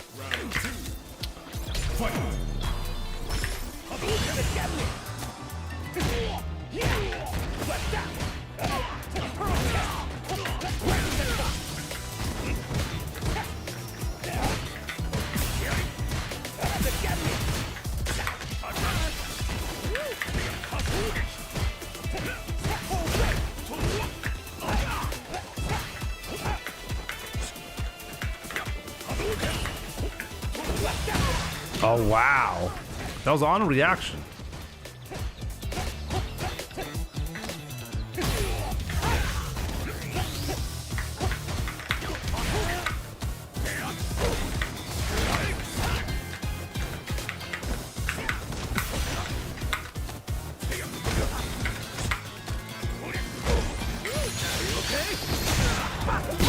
Honestly, I can't believe he did that. That was such a major risk.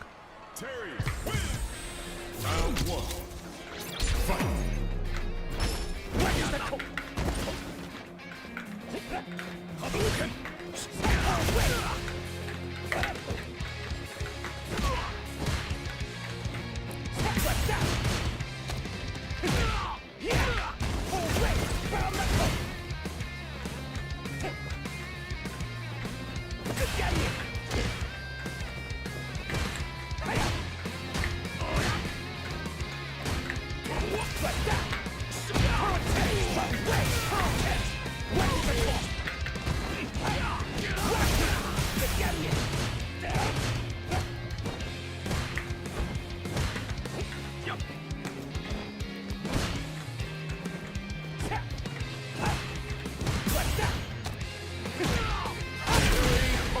Didn't do it.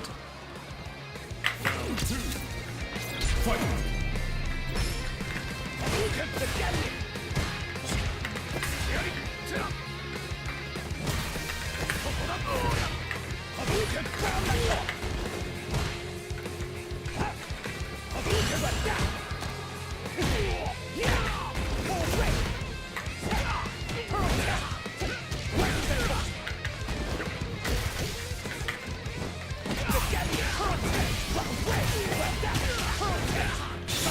Terry's just so good at keeping the spacing and making it really tight.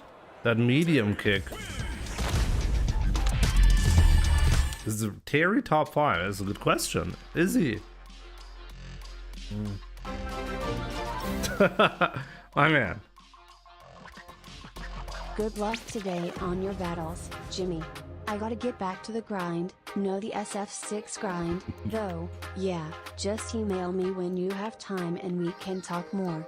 And if you don't mind, I can leave our dog's channel. Absolutely, here. yeah. All if not, okay, smile. No, it's totally fine. Totally fine. I'm totally okay with that. Absolutely. Leave a... I think on YouTube you're not actually allowed to leave a link. I'm not sure if you can add your... like your wife's username on YouTube and that would work. I'm not quite sure. Like on Twitch you could actually send a link. On YouTube they get automatically flagged. There's nothing I can do about that. So I mean you could send the YouTube channel link to me and I could post it. That's something we could do. Like you just got to reach out to me on either email me the channel right now or Discord, Twitter, whatever works, you know. But thank you so much for the big $50 donation. I really appreciate that, my man. And yeah, it's totally fine. It's totally fine. Absolutely. We're going to be talking through email about the details, and we're going to be doing the tournament soon. Okay? Let's do that.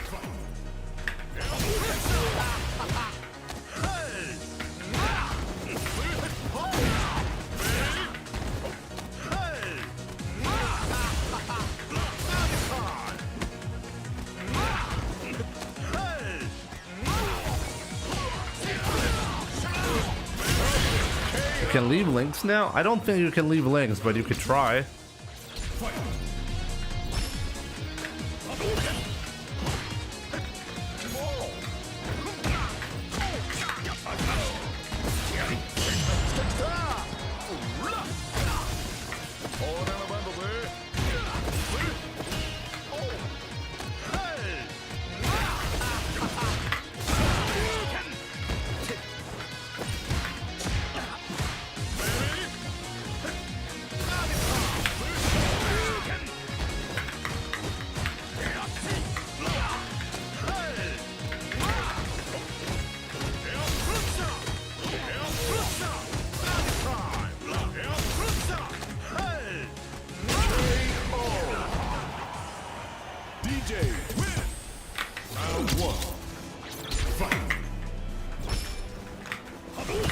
Oh, maybe YouTube links work? Maybe? I don't think so, but maybe?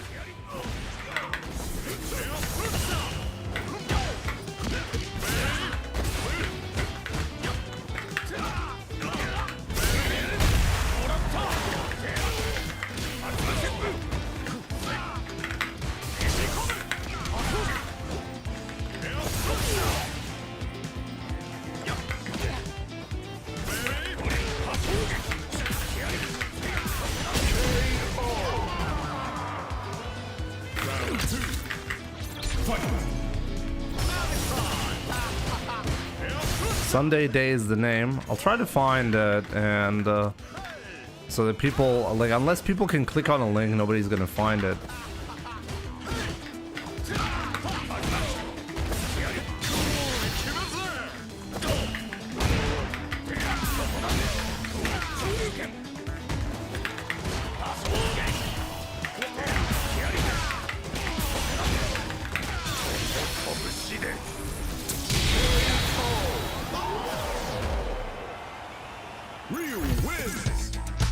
Oh, I think it did work. I think, yeah, maybe you guys are right. You can send YouTube links. At least I can see it.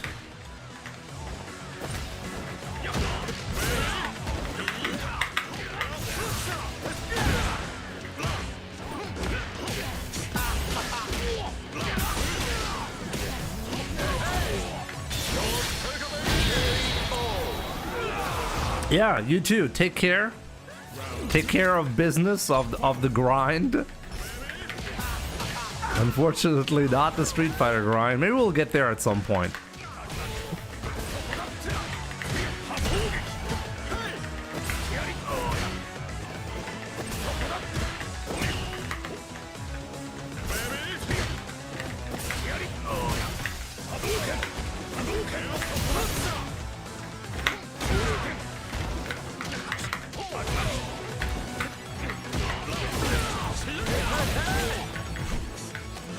We did that.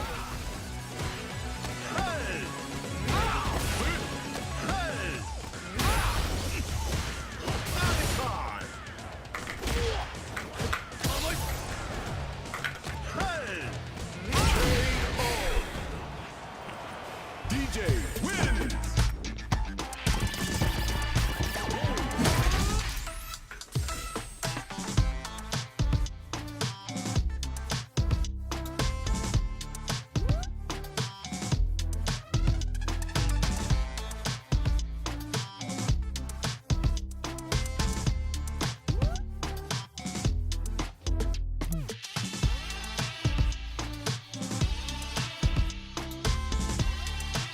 Message retracted. Actually, the YouTube link is not even a link. It's just a normal message on YouTube, right?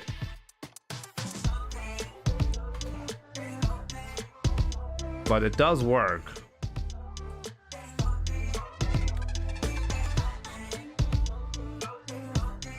I subscribed.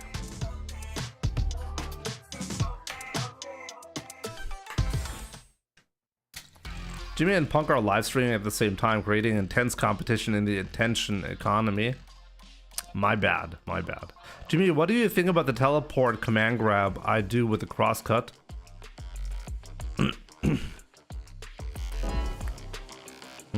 What setup exactly?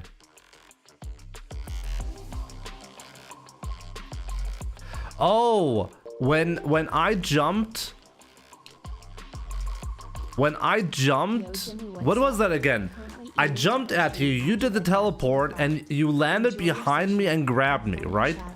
Honestly, I think that was a miracle for that to work. Like, when you did that, I mean, I was shocked that worked.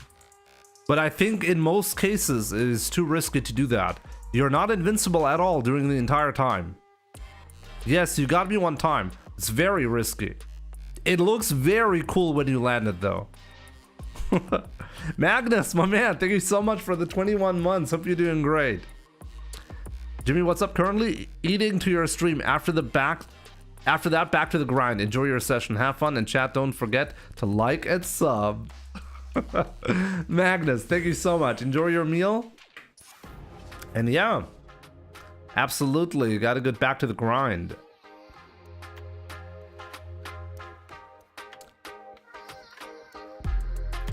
Did Janahi get hit by that? Like, wait, Janahi played what? JP against you?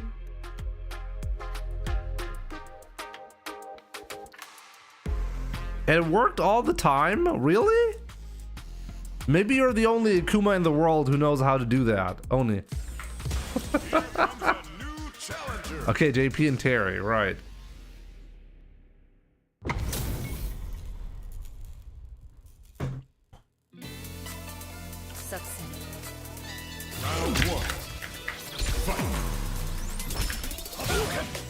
Okay.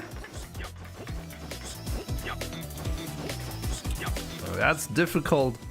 O plus for contest? Nah, it's fine. Okay. I think it's fine now.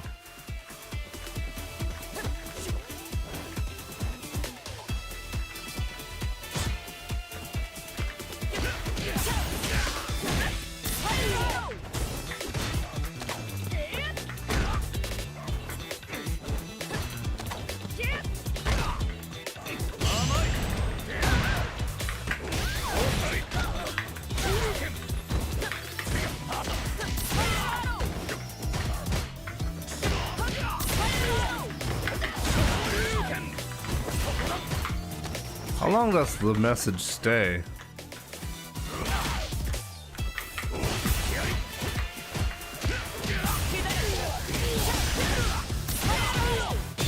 The entirety of the round? Ish over. The teleport command cost the luck or I did a lot.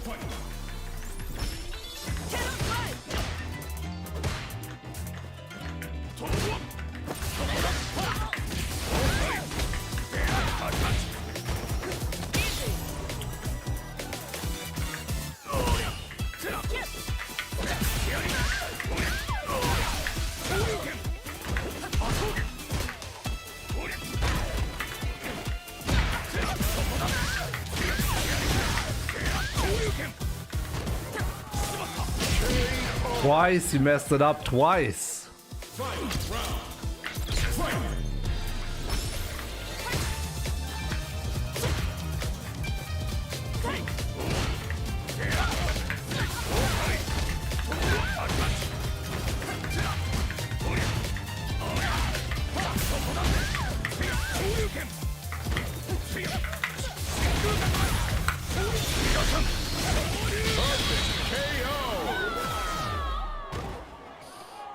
Ryu wins.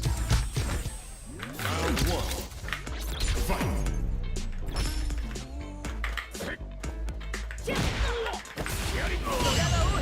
Oh, he knows. He knows. He knows. He must listen to me, bro. He must listen to me.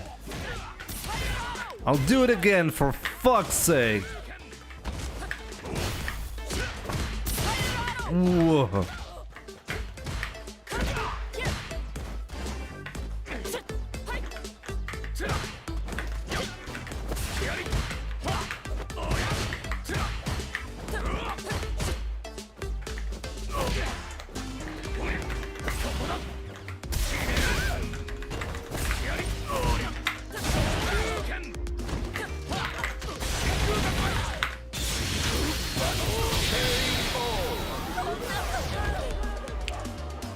Round 2.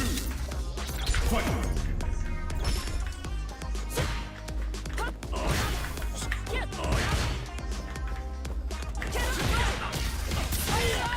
Why does that light kick always hit me there? Glad you understood the reference, Magnus. Oh, wow. You actually walked forward to block that. Wow.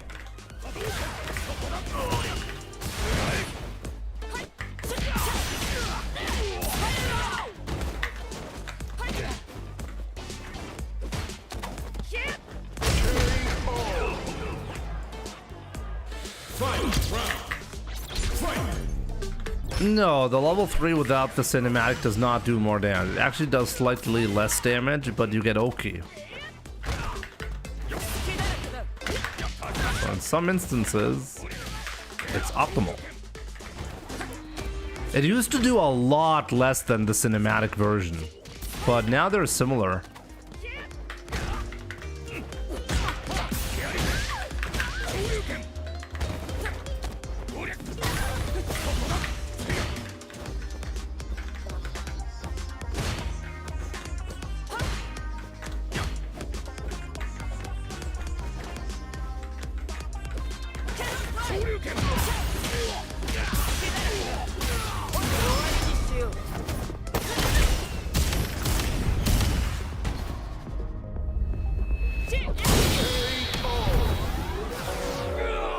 Oh yeah, the drive gauge, sometimes it's better, sometimes it's more important to be next to the opponent.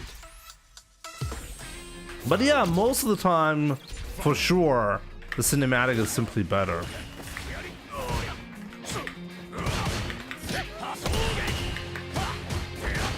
Abdullah Khalid, my man. Thank you so much for the 11 months. Thank you so much for the continuous support.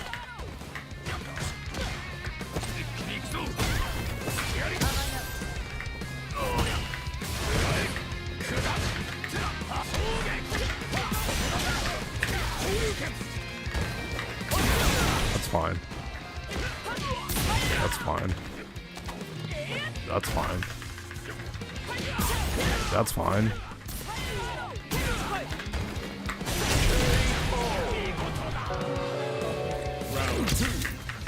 Abdullah Khalid with the 5 gifted subs. Thank you so much for the continuous support, my man.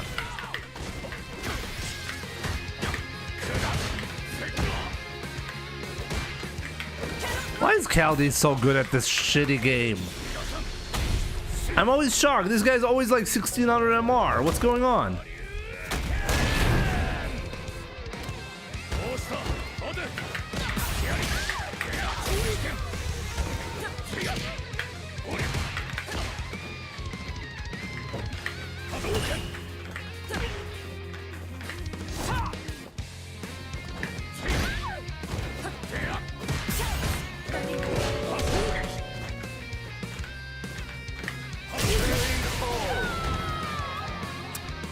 I think all the subs are gonna get shown one by one.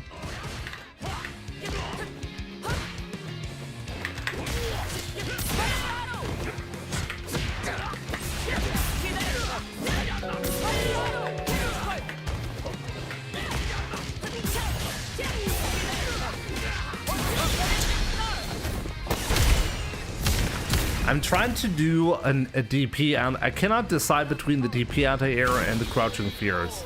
So I'm actually getting hit in those instances now. So yeah. Yin Siu, Sorkmantel, BBTV, Judge, SPHXPC, and Viljo the Valho. And yeah, that's actually it. Enjoy your gifted subs from Abdullah Khalid 98.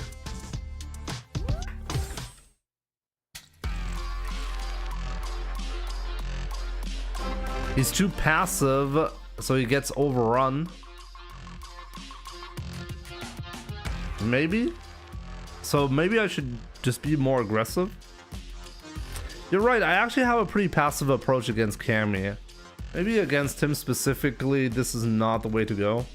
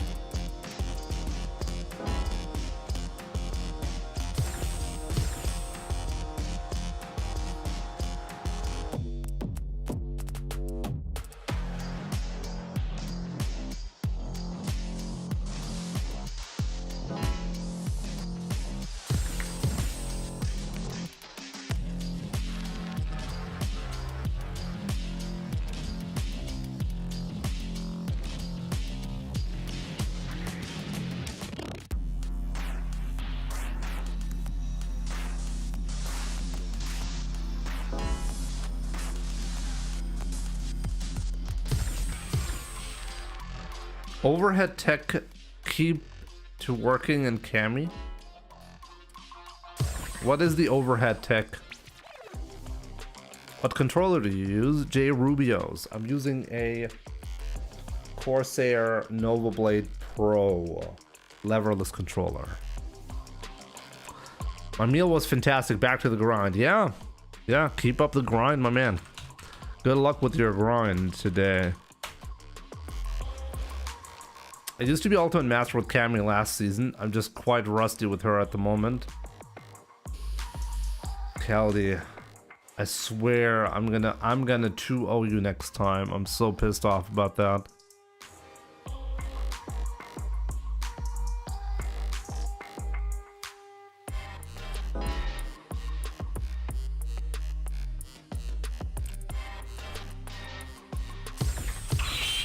Fighting Master.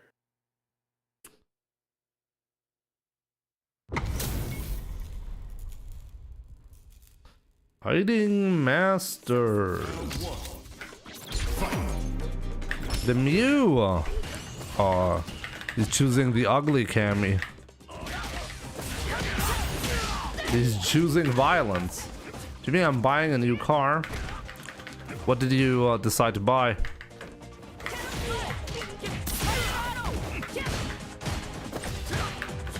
I hope it's not a Tesla. I hear bad things about them. I think only idiots buy from Tesla. Come on, Mew.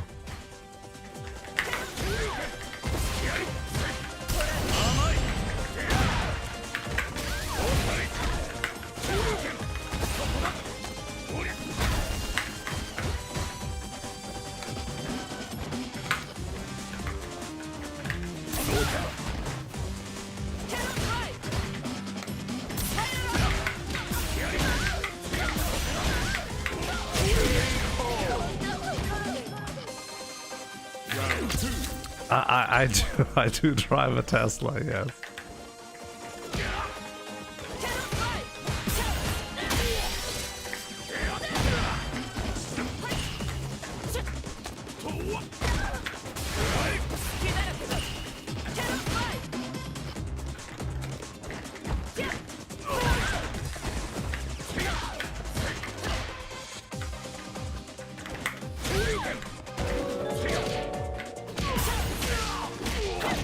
Good evening.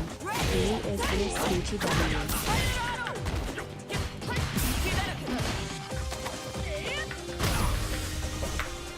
Oh boy, oh boy. Okay, next. And Model Y, actually, like Tesla's, I think Tesla's dominance in EV are pretty much over. I don't think they'll ever get to a dominant state as dominant as it used to be.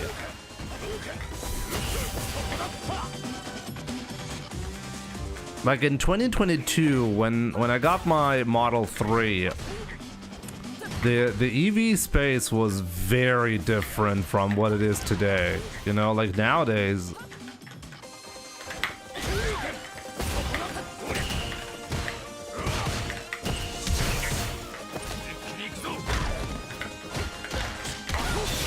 Nowadays, you can actually get good EVs from all of the major manufacturers. Back in the days, it really wasn't like that.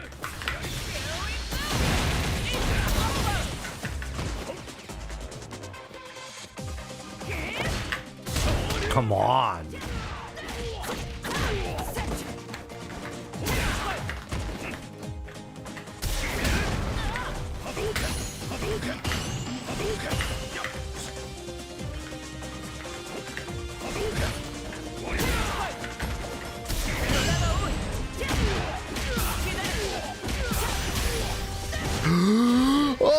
Oh, what? Oh, what? He choked hard. Yes.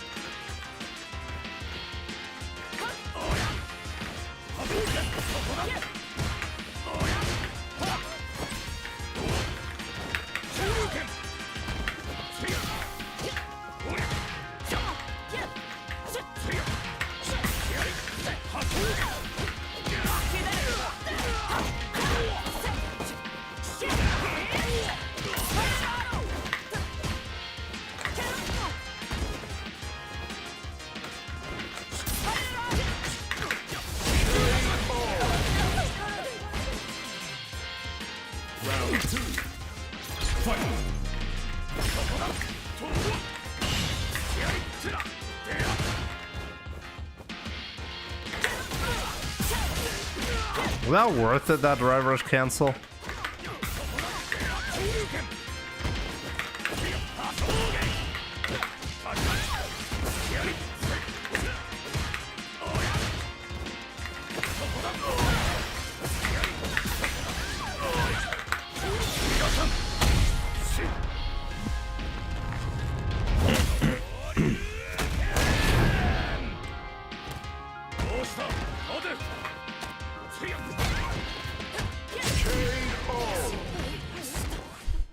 The thing is, I think if you're like hardcore into cars, yo, the Mew, GG's by the way, GG's.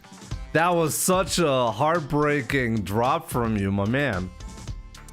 I'm 100% confident you wouldn't have dropped that if you weren't aware that this was on stream.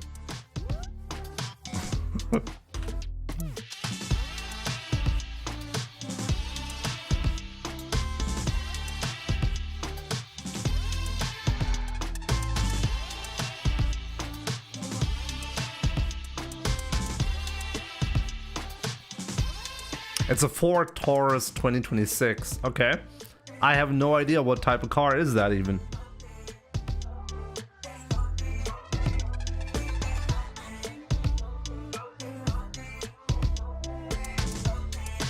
Check it. I should.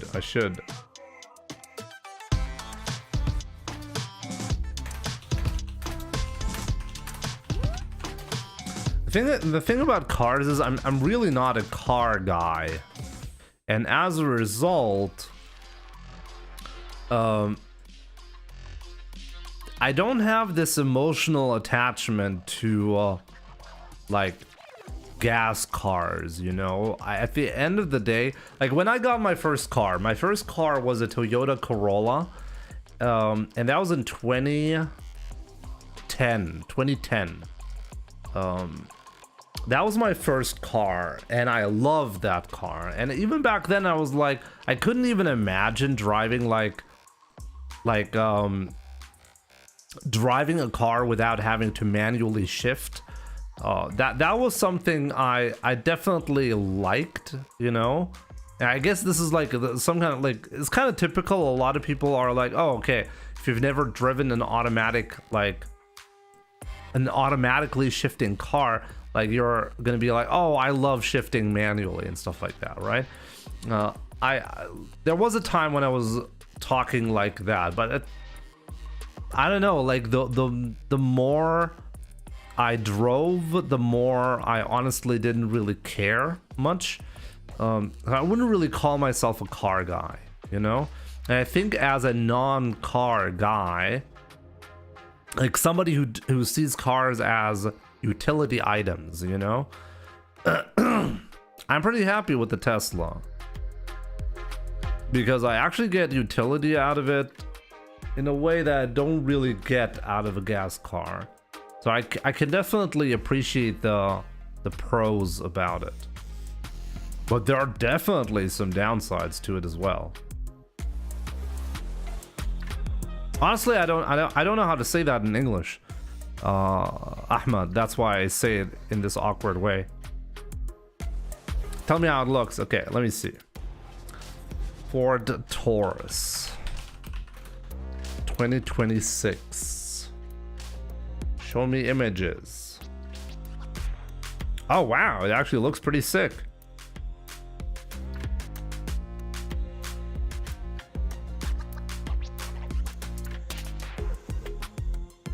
It looks pretty sick, I gotta say. I like that. I can see myself driving that car.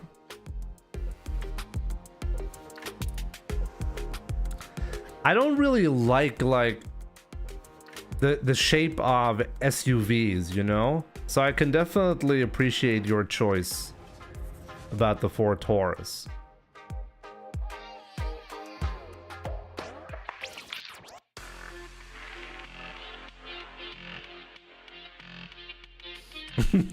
Rocco, honestly, I don't have a lot of money to spend on the Tesla. Honestly, the Tesla wouldn't have happened if it wasn't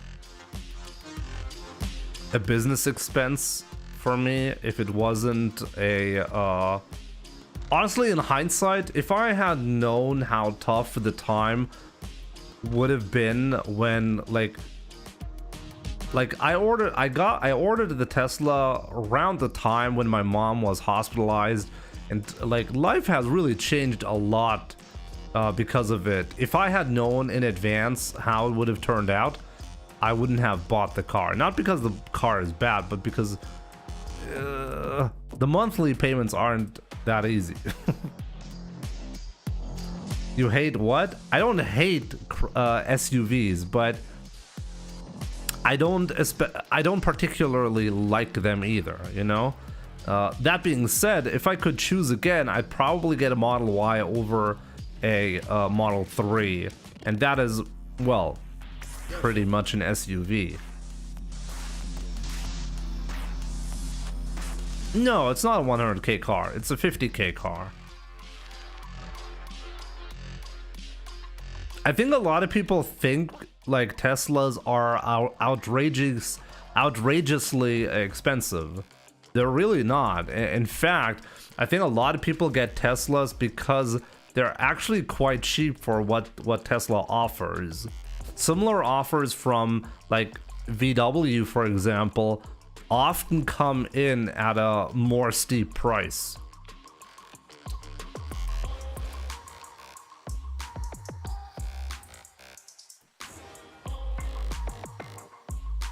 You just say auto. Okay, Ahmad, I'll keep that in mind. Tesla definitely got the best price to horsepower ratio, but in general, a lot of people agree, and I still believe that's actually true as well. It has a very good price to like the price value proposition is very good. But there are things that are special about like Teslas that you really have to wanna be okay with, you know? There are certain sacrifices that you definitely take. One thing that I learned, by the way, about inspection cycles that I did not know is that normal automakers force you to do yearly inspections, or else the warranty does not apply if something breaks. This honestly blows my mind.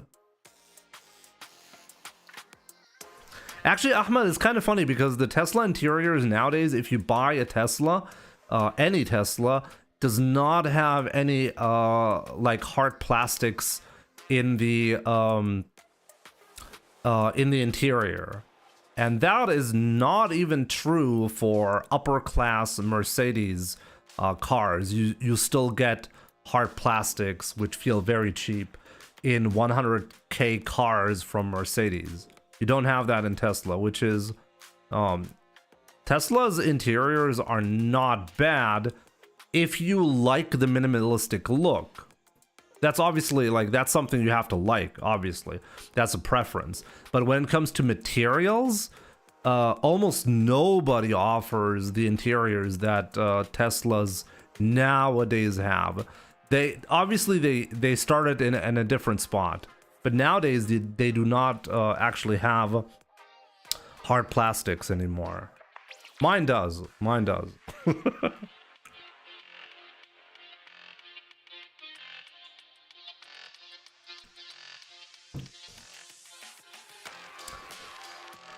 I don't like the touchscreen versus actual tactile buttons. I agree with that. I think the car could do a better job in that way, but at the same time, most of the things that I really need to access while I'm driving are accessible through buttons on a Tesla. Like on a Tesla, you really only have like 2 wheels that are clickable, but really most of the time, what do you need to do? What do you actually need to adjust while you're driving? You need to adjust like the music that is being played. So you need to pause and play. You need to, the AC, I never touch the AC. The automatic AC is just fine most of the time. Sometimes it's not good, but I never found this to be a problem, really.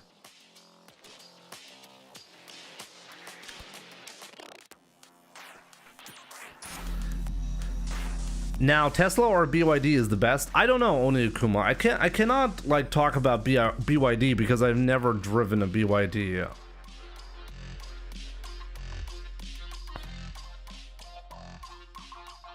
I personally never adjust the AC, or very rarely adjust the AC. And even then, I do know where it is on the screen, and I can easily tap it. I understand a button would be better, but it doesn't bother me because it really is something I rarely access. So most of the time I'm fine. But I do agree, tactile buttons are better. This is why when they got rid of the stocks, by the way, the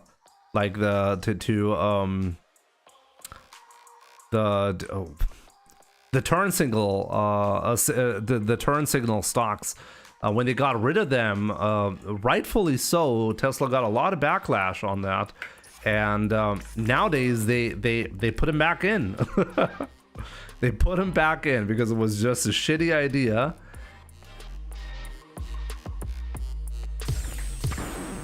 Now, find a new rival. I hate auto AC. It works fine most of the time.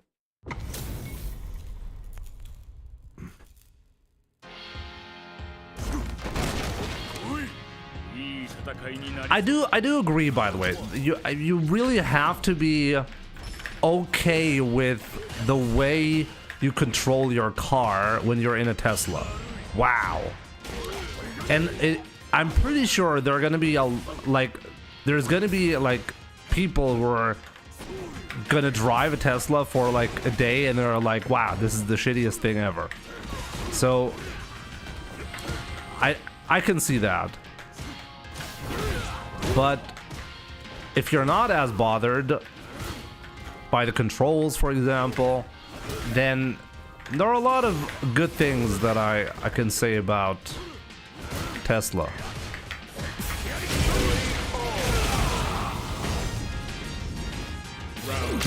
What do I prefer? What do you mean?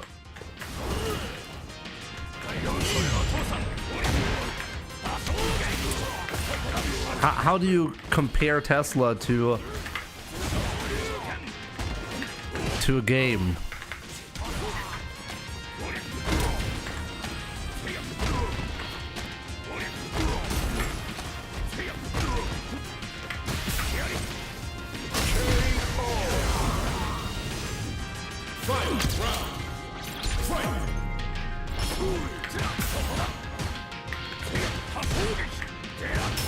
I can tell you, like, we regularly drive to Poland.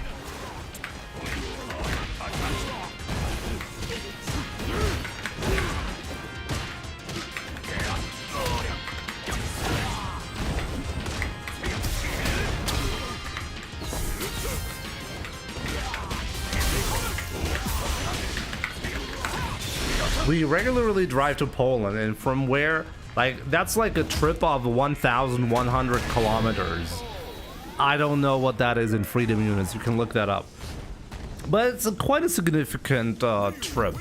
And in a gas car, in my Mazda 6, we used to take about 12 hours with the kids for that trip. And in the Tesla, it's literally the same thing. In fact, so far, the shortest amount of time that I had on that trip was not in the Mazda, it was actually in the Tesla. That was 10.5 hours for that trip.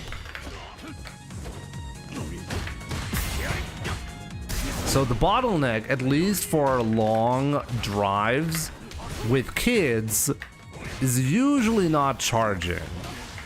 Will it be a bottleneck? Will it be a bottleneck if you're like trying to really drive non-stop without going to the toilet ever or taking any kind of break? Yes, for sure. You're going to be slower in an EV.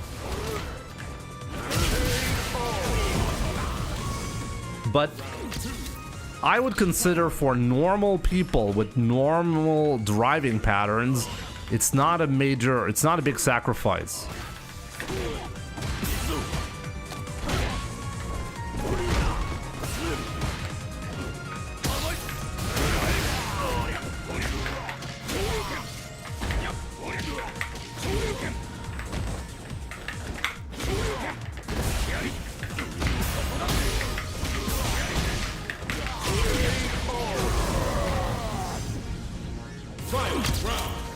Do Tesla still have issues? What kind of issues did Tesla have in low temperatures? I never had an issue in low temperatures. In low temperatures in general, your battery is not going to last as much. That's true, but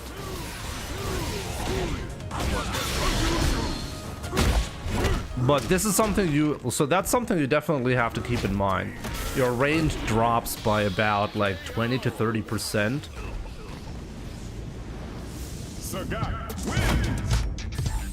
What about the new system?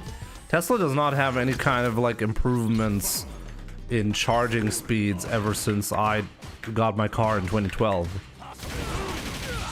2022. So Tesla is pretty stagnant. There are cars with much better charging speeds.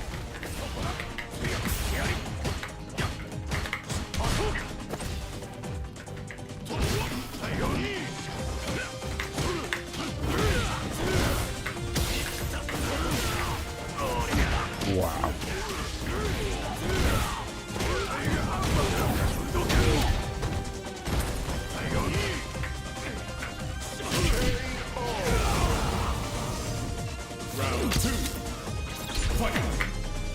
What is the supercharging systems?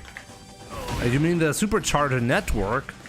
In Europe, like, unlike the US where you hear that like reliability is terrible for other chargers besides Tesla, this is not really true in Europe. So it's not that much of a difference. Like if you're, I don't think the argument for getting a Tesla is often about the charging stations, you know?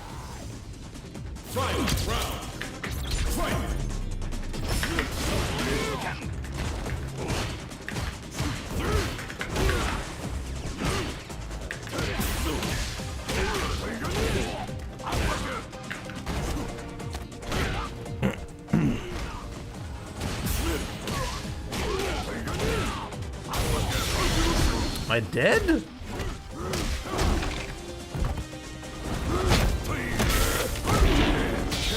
Yeah, you can charge a Tesla to about 80% in about 30 minutes, but is that still big news to people? Because that's nowadays considered in 2026 kind of slow. There are cars who can do that in like 20 minutes. And that's a massive difference, by the way. That's a big difference.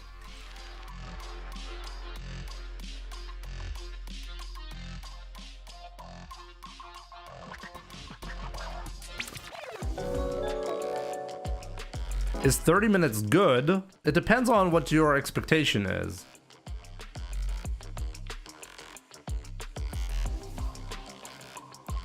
In UAE, superchargers were free till Uber drivers misused it and now you have to pay. Really? Wait, how many, wait, you have Tesla superchargers in UAE? Since, oh yeah, it could be, right?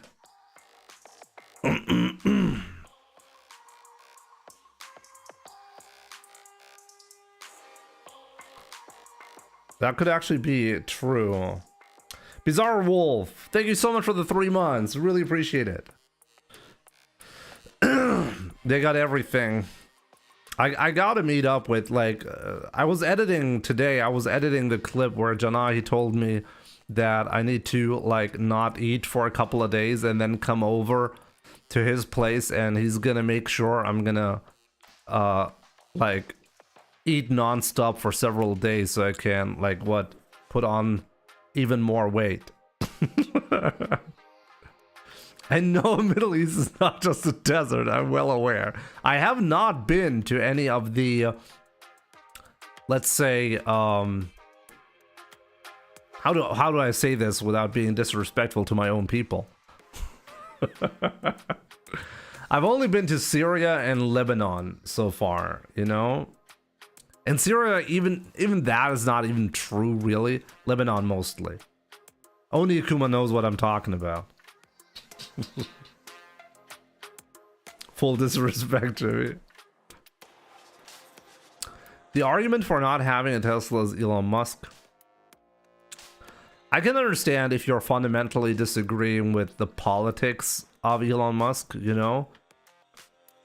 At the same time, I never make my decisions about the political views of the CEOs of the company that I'm purchasing anything from. Like, if I buy something from Amazon, it's certainly not because I think Jeff Bezos is like the coolest guy on the planet, okay? I make my purchasing decisions dependent on well, the products themselves, you know?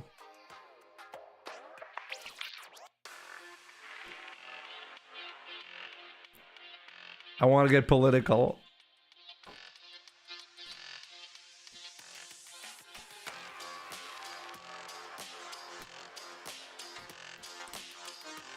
There was some kind of message that I wanted to answer earlier. Let me see. Driving a Tesla is like the AI control in versus in this game.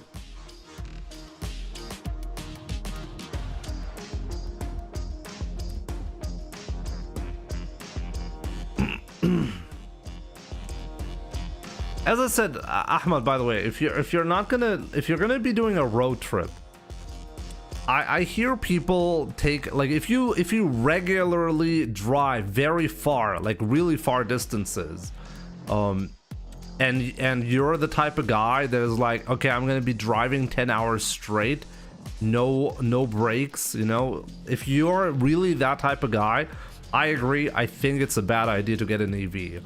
But I think for most people, and I consider myself somebody who really likes to get to the destination quickly. Like, I do not drive like slowly in my car to avoid charging much, you know. I try to be as fast as possible. And an efficient speed with the Tesla Model 3 at the least is about 150 kilometers per hour. That's not slow. And you're going to be making good progress. But for me personally, I don't really mind having to take a 20-minute break every 3 to 4 hours to charge. That for me is acceptable. If you're gonna start a trip, then the first break you're gonna be needing is after around 4 hours. Okay, after 4 hours, if you don't need a break, like, I don't know what kind of superhuman people are like when they're on a road trip, but like at some point I need to take the restroom. At some point I'd at least like get a coffee or something like that. And it's pretty easy to spend 20 minutes and then you're back on the road.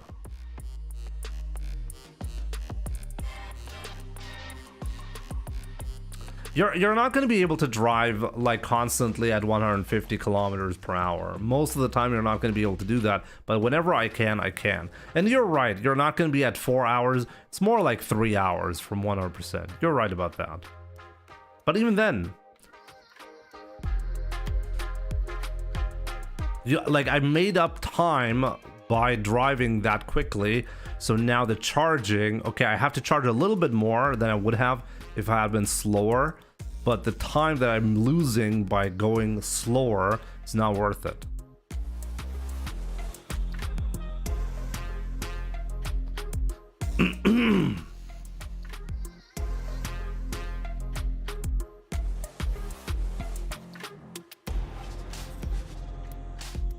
Less breaks is possible to give you more time to do what you want to do. I agree with that. But even then, like, I'm never bothered by the Poland trip that we take at least once a year. In fact, like, we're going to be taking the next Poland trip in about 2 months. In less than 2 months, because there's a wedding and we're invited. So we're going to be taking that trip again. The acceleration in the Tesla is pretty good. My son loves it. And my daughter also loves it. So yeah, earlier I did mention inspection. I am like running out of, like, the 4 years of me having the car is getting to an end now, and that means the basic warranty is gonna be gone in a couple of days. So in like in 2 weeks the warranty period is over. So I'm gonna actually have my first inspection in a week from now and see what they find and what Tesla is going to be fixing under warranty before the warranty period is over. Here comes a new challenger.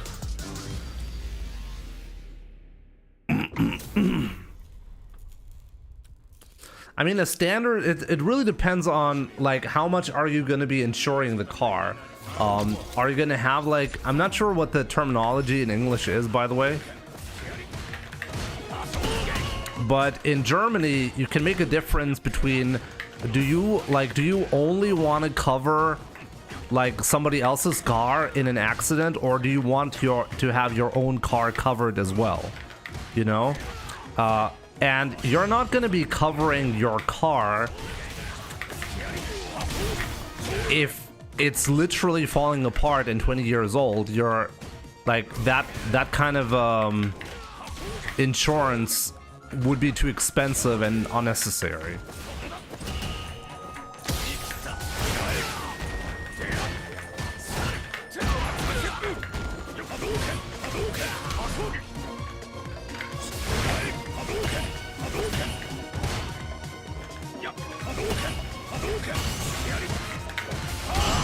Wow.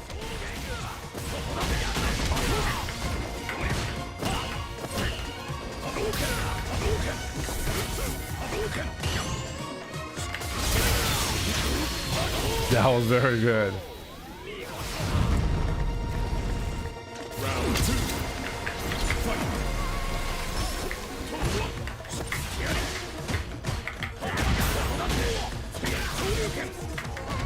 Besides Street Fighter, any hobbies? I have 2 kids and a wife. Those are my hobbies.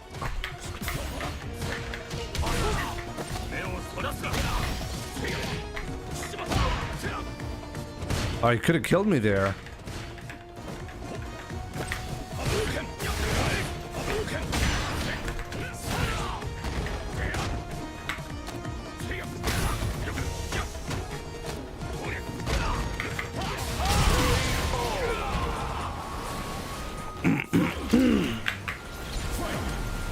Okay, so liability and full coverage. Okay, that sounds like Haftpflicht versus Vollkasko. That's the way we describe them.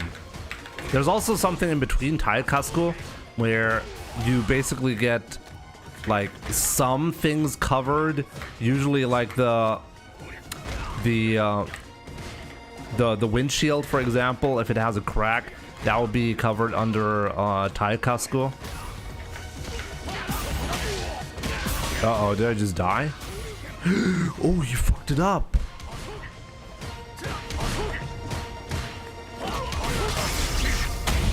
I didn't have the balls to press a button there.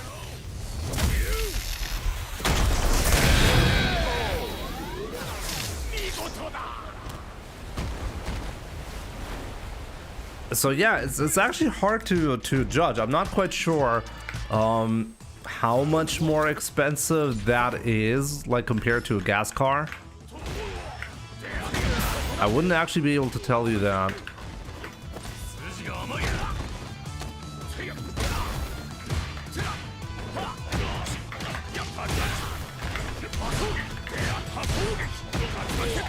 Good.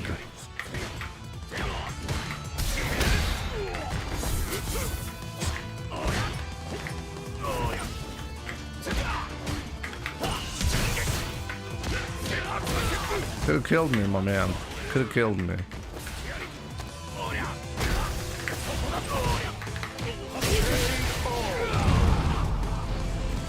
Man, that gamer is crazy.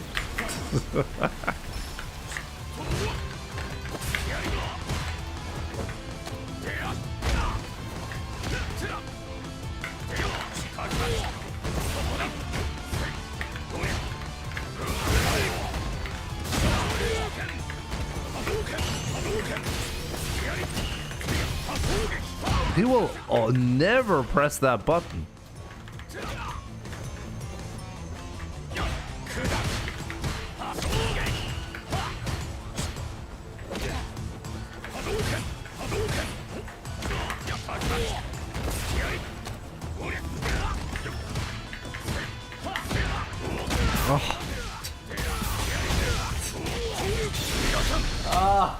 I don't want to win.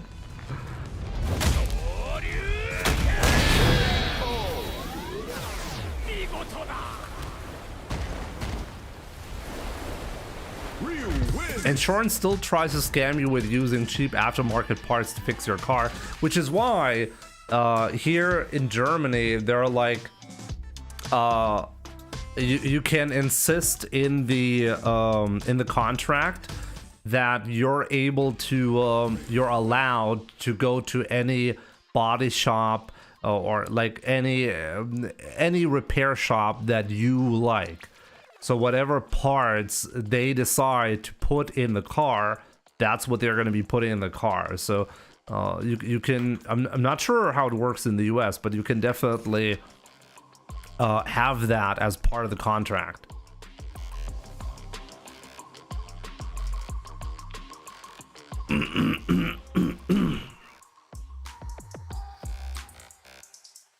It was cheap, but 2 years back when we had a really heavy rain and a lot of EV cars were broken, they increased the insurance. You're telling me in the UAE, cars broke down because it was raining too much? That's a joke, right? You gotta be kidding me.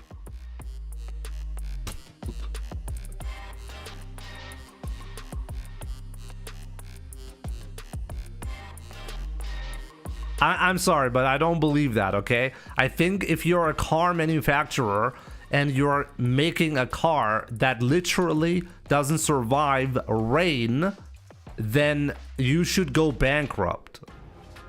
There is no way anybody can claim that heavy rain breaks your EV. What? Special match. Online. Great match.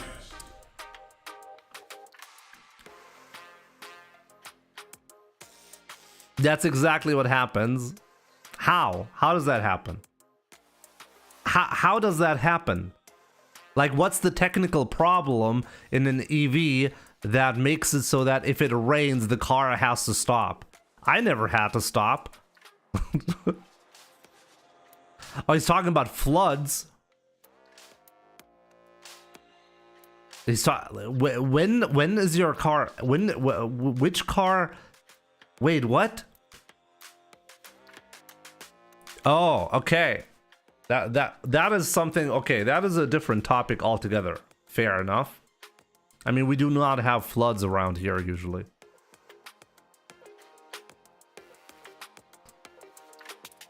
$2024 in UAE. Okay, that could. Okay, that I can see that. I can see that.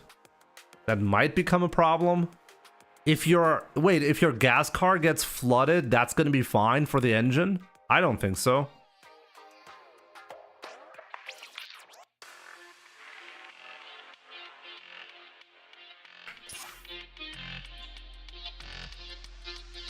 Usually, like, the part that is obviously most concerning would be the battery pack, and the battery pack is usually sealed pretty well.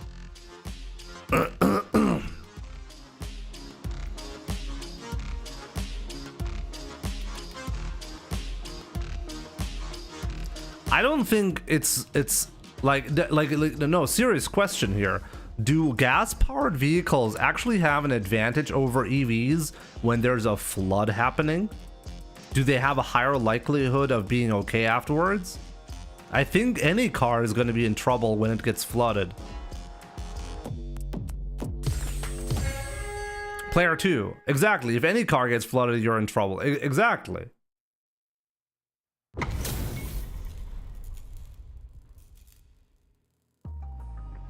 Okay, let's be shady, okay?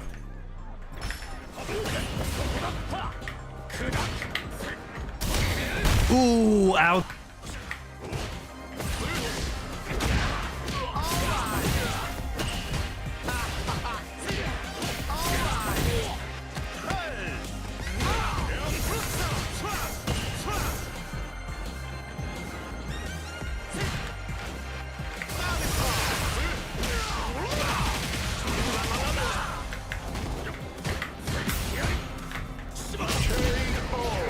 I swear to God. DJ.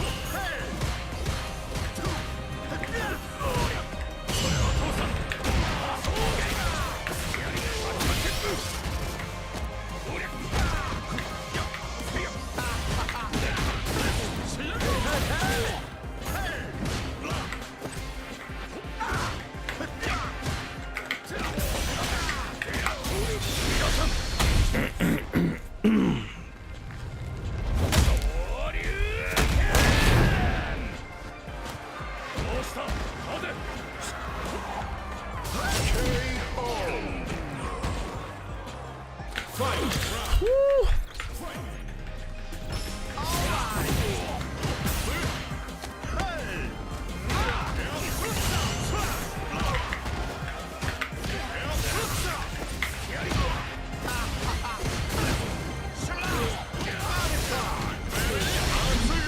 Oh shady, oh shady.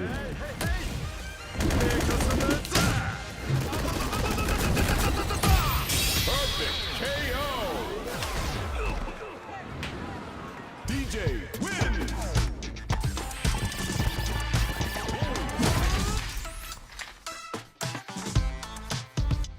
Batteries sit lower than the combustion engines, but not much lower.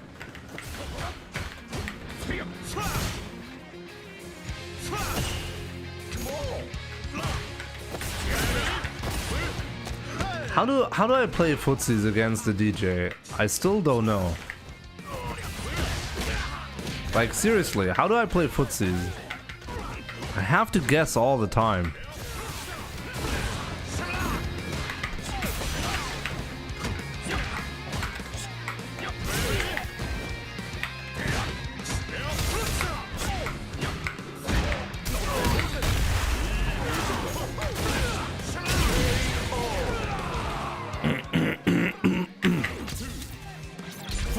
There was not a single driver so far that I had to cover.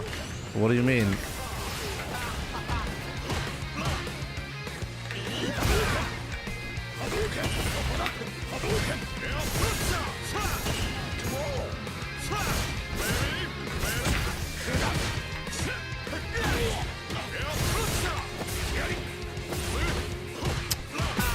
So difficult.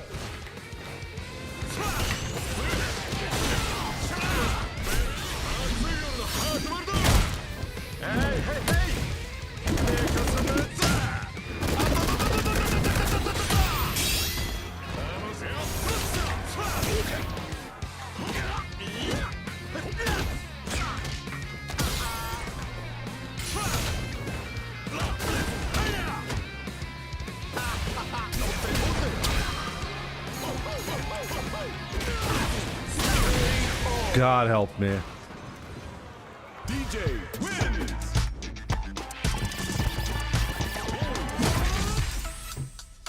The ECU is the problem. What is the ECU?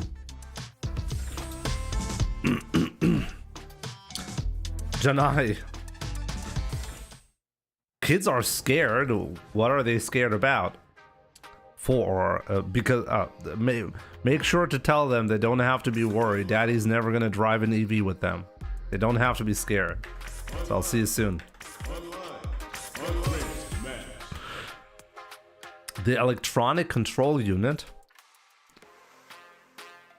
Is there one central control unit that controls literally everything? Is that like, that's not, I think that might be the standard in a Tesla. I'm pretty sure that's not actually how other manufacturers do that.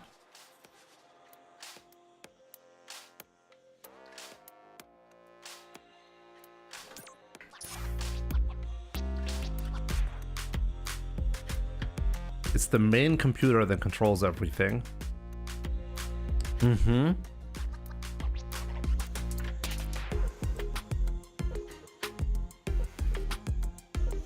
The ECU is the main one, okay.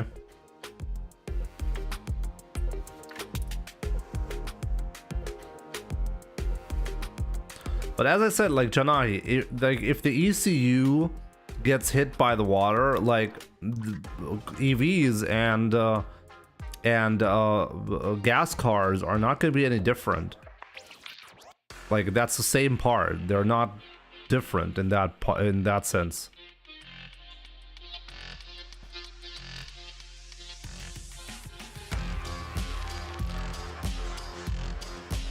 I guess if the BMS in an EV gets messed up because of the flood, you're not going to be able to drive the car unless you at least get the BMS switched. And even then, I wonder what state the battery. I guess if the BMS has an issue, like the car will not allow for the the battery to be used anyways.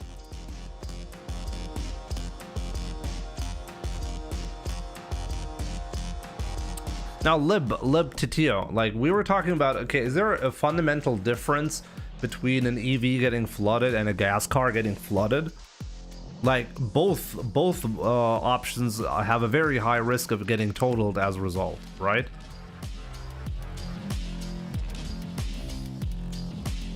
The Epstein contact unit.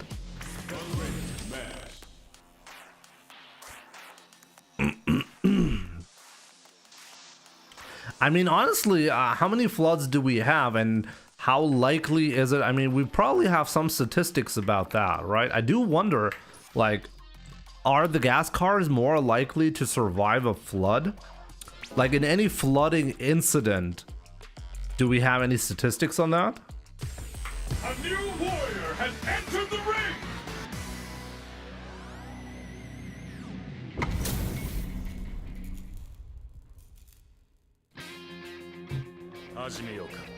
Round one. What is the waiting depth, Roland? Good to see you, by the way.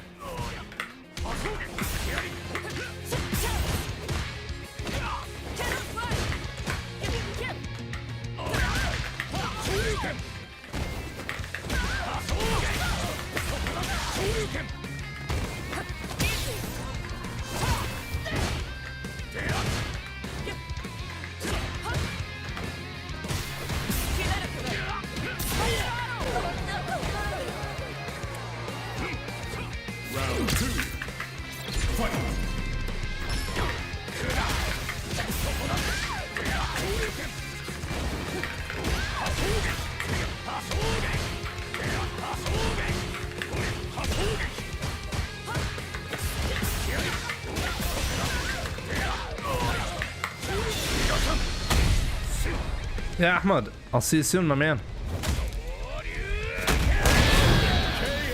Yeah, but like as I said, my question is, if you're worried about a hurricane or a flood, I guess in general it doesn't.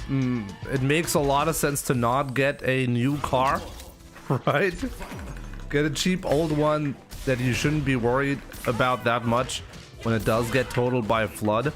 But as I said, like, what's the likelihood of a gas car versus an EV being fine after being flooded?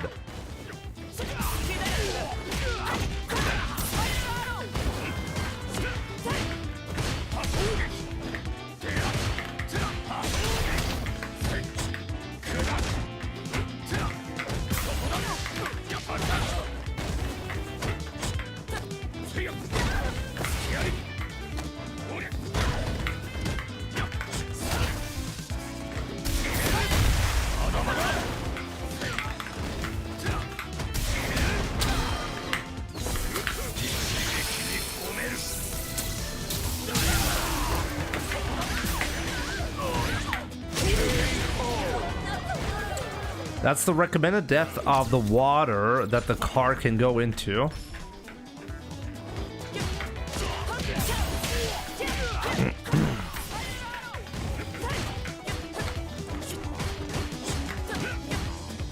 What's the average? Is the average for EVs lower?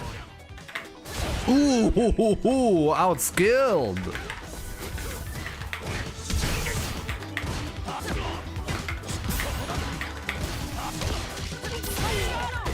Ooh! Oh, he got hit by the skill.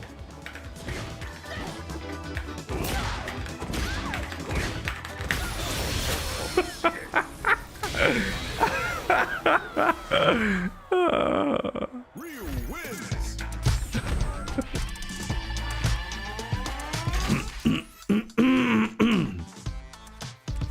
Yeah, I would assume. I was about to say, like, okay, what's like the recommended depth you can go into with your car? Is that fundamentally dictated by whether it's an EV or a gas car? I mean, I guess you're incentivized to build EVs lower to the ground, but then you have the Cybertruck, which is also well, higher, or like really any SUV is going to be higher than a Model 3, right?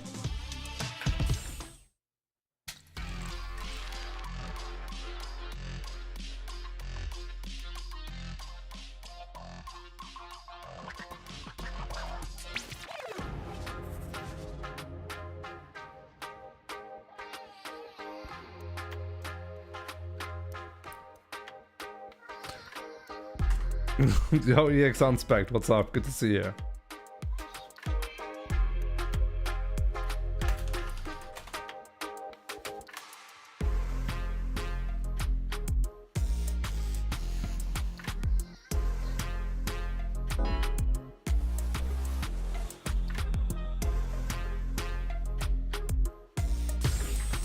Here comes a new challenger.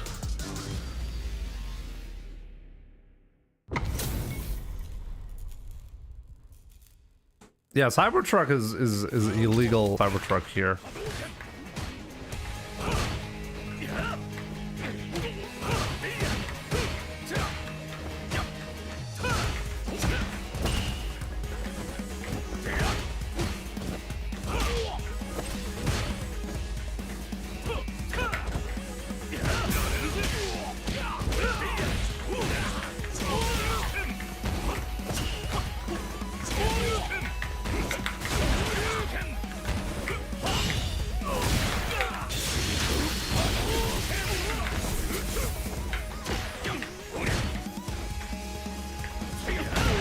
Wow, he baited me with the light punch, a light kick.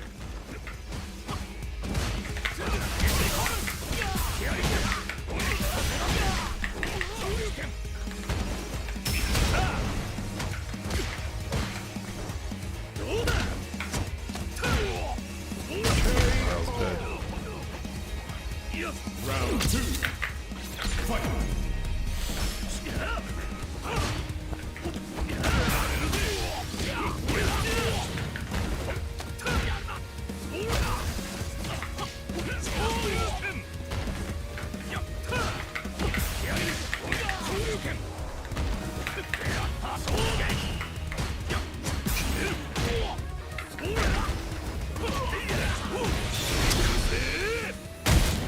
Damn.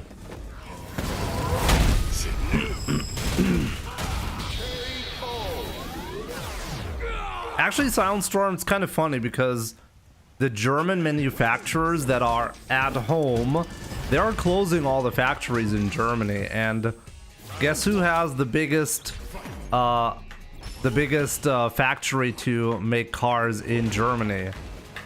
It's not VW, it's Tesla.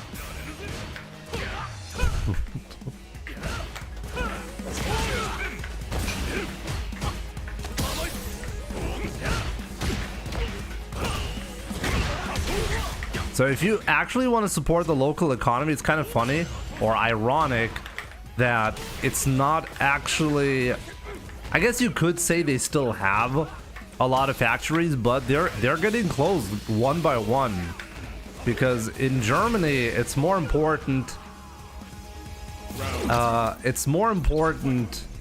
to do virtue signaling instead of actually have some kind of plan regarding the economy.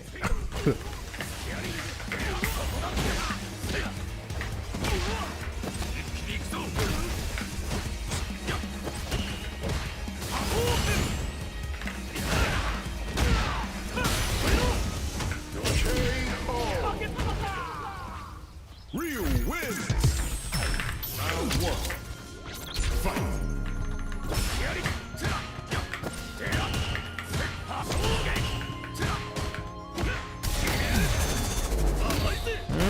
I think I could have done a better job there.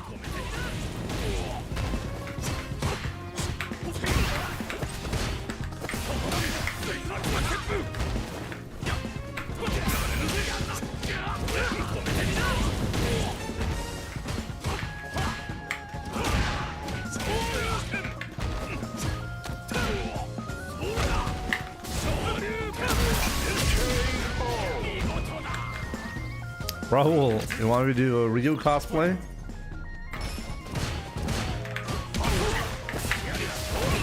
Maybe someday again.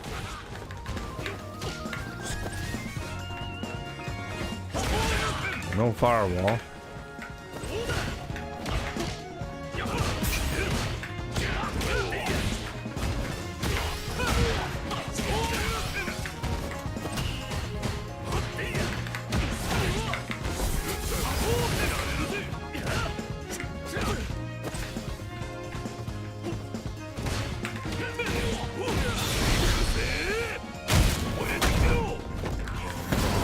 He's gonna go defensive, right? Guaranteed.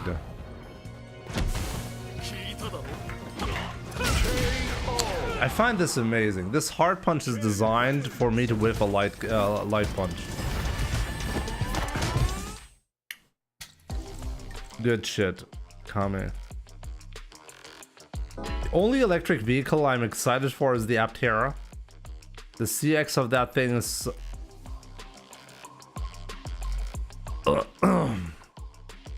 so low, and it's a bit of a plane on the road. I mean, for sure, I have seen it, but I mean, you can hardly call that a functional car for normal purposes, right? But the concept is interesting. I mean, from a technical standpoint, interesting. Is that something you can consider if you're like, want to drive somewhere with your wife and 2 kids? I'm sorry, but I can't do that. But it's definitely an interesting concept.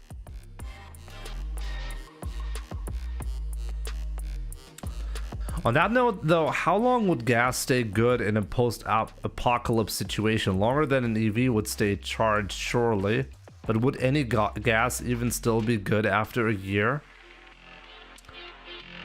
I don't know, like, is that like the number one reason that we should, like, is that like the reason we, is that the main consideration for like like for why people get a car? Like, oh, I'm gonna get the car that lets me survive the zombie apocalypse. Is I find it interesting that some people like coming up with that scenario. Like, let's come up with that scenario. So, can you drive further with a gas car? Yes, you can. But what do you do when you have to, well, fill in your gas tank? Well, in a post-apocalyptic world, you're most likely not going to be able to do that, right? So you can probably not charge. And you can probably not fill up your gas tank, so it doesn't really matter.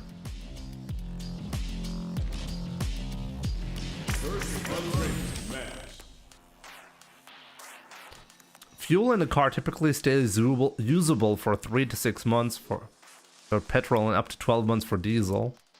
Really? You cannot have it longer than that?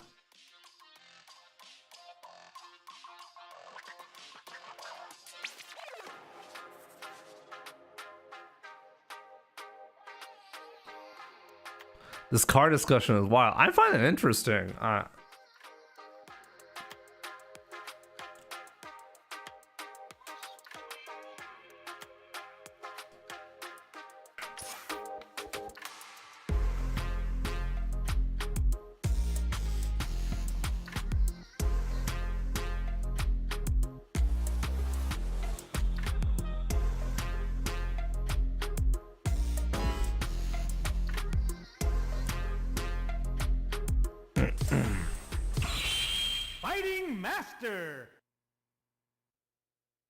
There's a fuel additive called Stabil.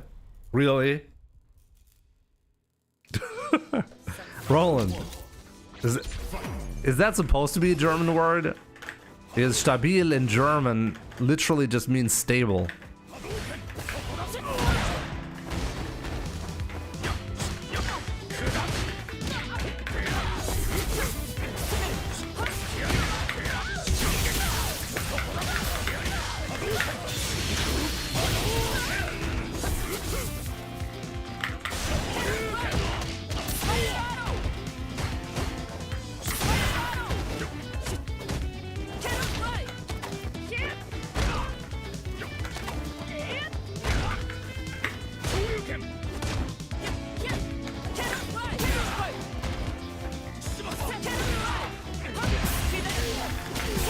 That's fascinating. Mew, the way you got that, that's interesting.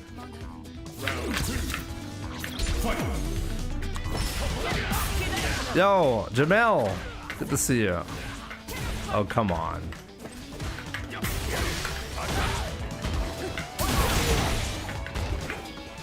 He delayed it.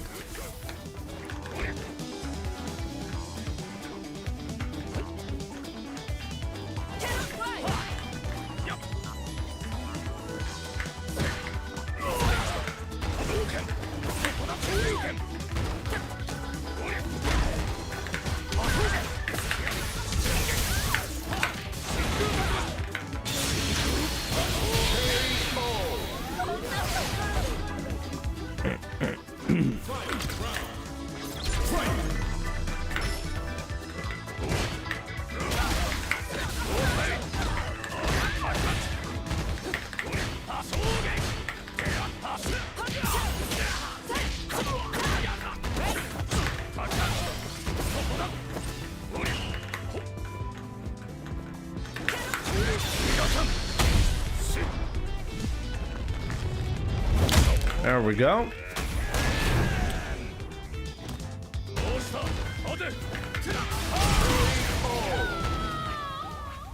Ryu wins. Round 1. Fight. He's always like, I can never read when he's actually gonna go in or when he isn't.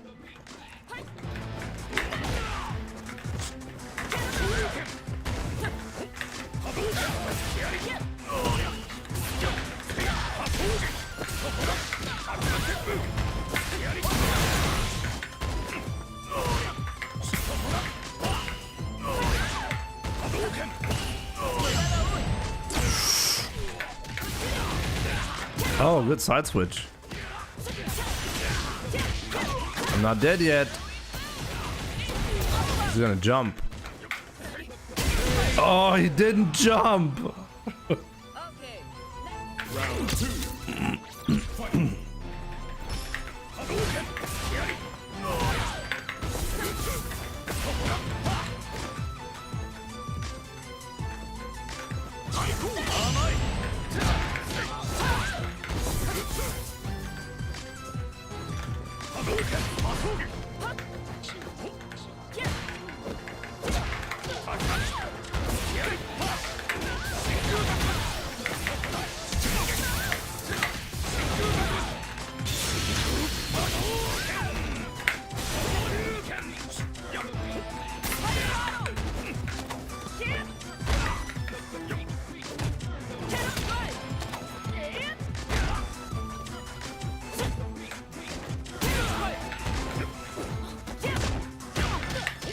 Oh man, it could have killed me.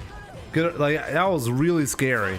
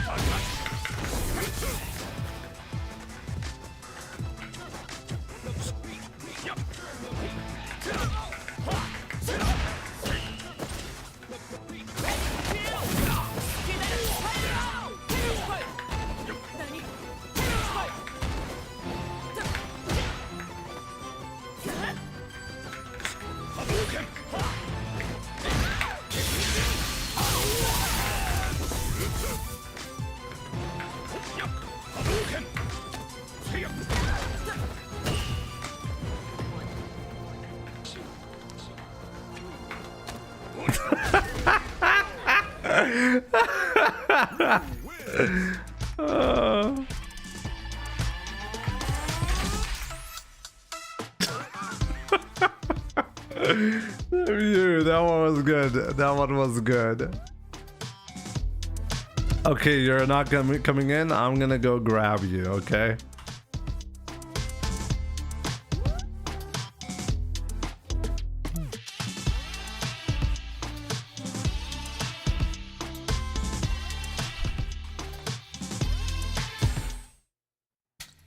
Where did the car talk go?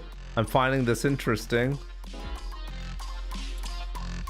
A polite gram. There's a good podcast called Car Talk. Never listened to it, but I watched an Angela Collier. How do you say that even? Video about it. As I said, I'm not really a car guy. I find the discussion, by the way, in both ends really interesting. What I find interesting is that there are people who are gonna be like hardcore EV fans, you know? They swear by it. They say there is no issues. Like they can't imagine ever going back to a gas car. They're disgusted by gas cars, okay? And you have like the other end of the spectrum where people are like, oh, they love the smell of the gas, you know? They couldn't live without it, you know? And I'm like in between where I'm like, okay, these are two different technologies and they have their pros and cons. And everybody is like super emotional about it. I'm like, okay.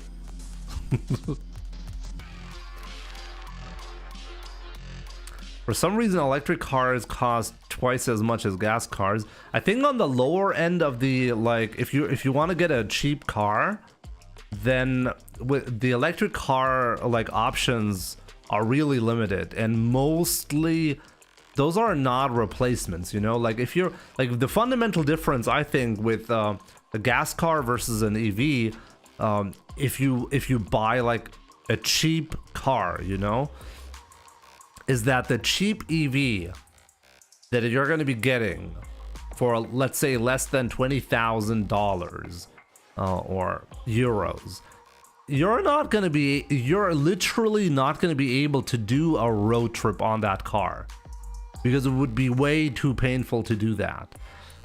So EVs on the low end of the price spectrum, they're only there for city driving. If you're at home and you can charge at home and you're like going to grocery shopping or driving to your workplace that is nearby and coming back, you know, for that type of stuff, that's good, but it's not a full replacement for a standard gas car.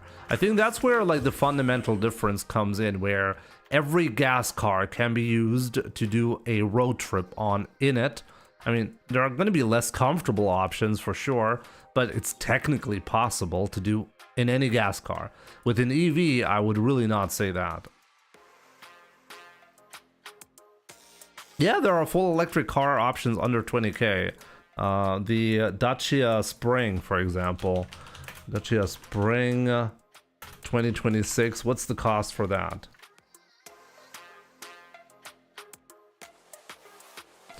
It has 70 horsepower.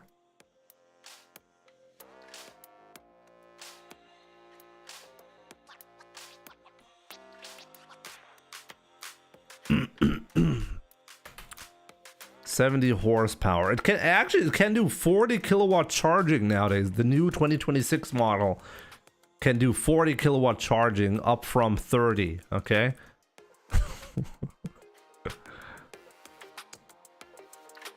Let me see. Let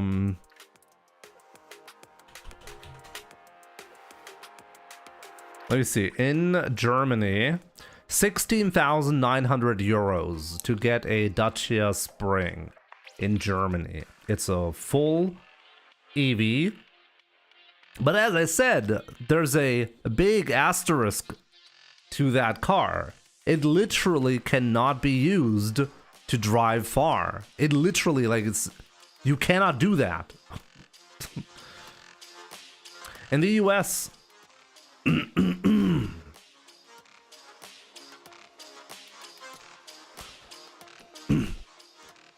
higher wattage charging definitely lessens the life of EV batteries, but it's kind of interesting because in Teslas, there are lots of stats on Tesla specifically, and there is no degradation difference between high DC chargers and low DC chargers. So like people who charge, like who do fast charging all the time, which is fascinating as a statistic. I don't even know why that is. It's technically true. if you charge the faster you charge any battery in your phone, it's the same thing. You put more stress on the battery, and that will degrade the battery faster. That's true for any battery.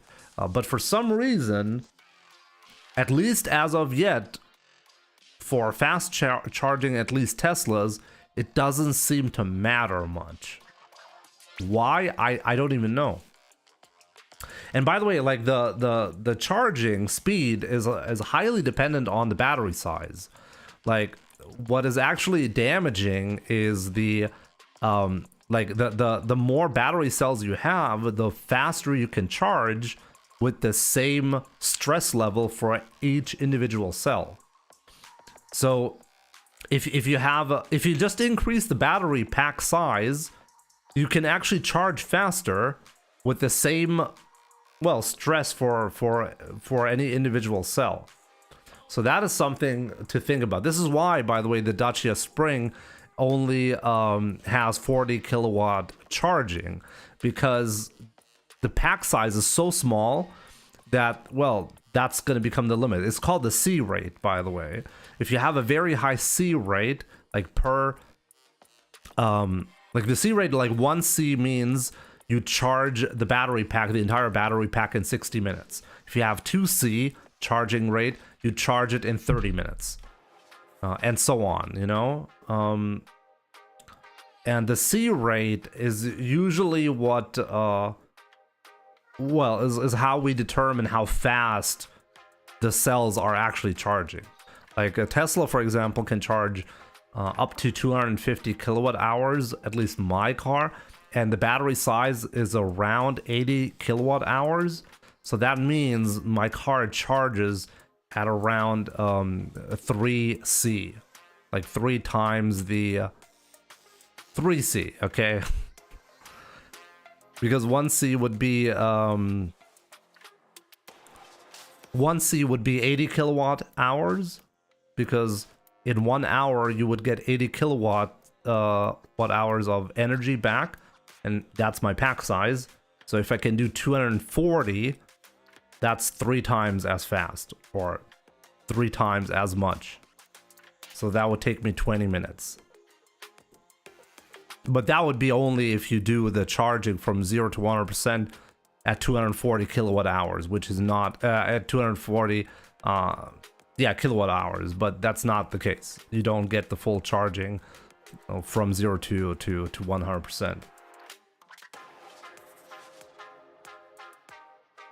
I drive my sister's BMW i4 2024 often. Amazing car, can drive far distances, powerful, fast, can drive cross country, cross West Europe often. Yeah, if you buy like a higher end car, let's say beyond 50,000, you know, then from my experience as well, and I've been driving my car for 4 years now, there's no difference, or there's no major downside they're going to be having.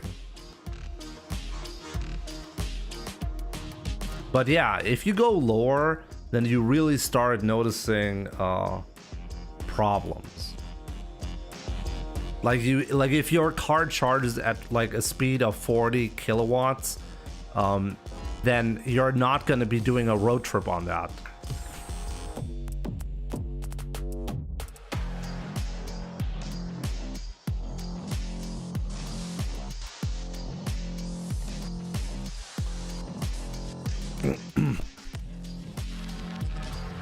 Player 2, let me see. Is the Dacia Spring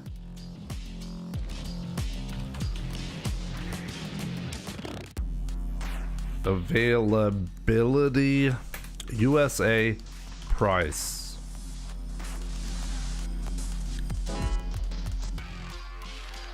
Oh no, the Dacia Spring is really not available in the US. You're right. Wow. You cannot buy a Dacia Spring in the US. Interesting. But as I said, I wouldn't really count it as a full car, because you cannot use it as a full car in some instances. It's not going to replace a gas car. So yeah, as a secondary option, okay.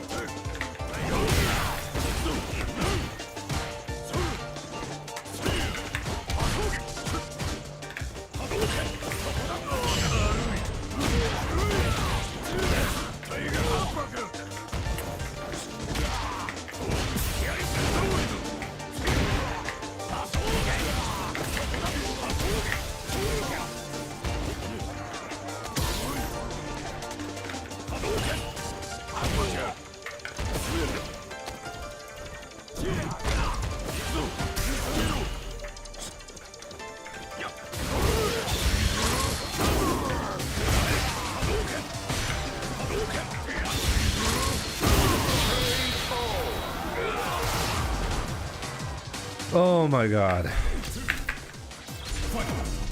I had a lot of time to punish, right? Why did I do the fireball?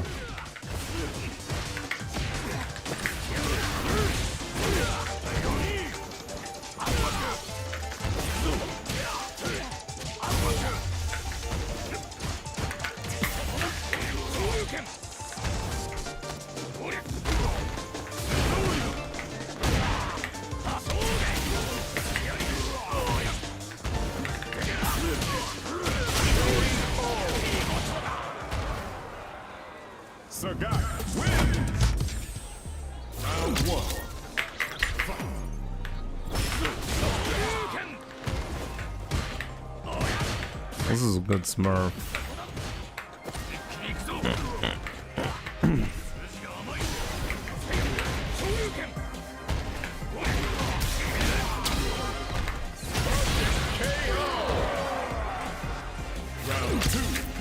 Did you miss more car talk? I think you did, yeah.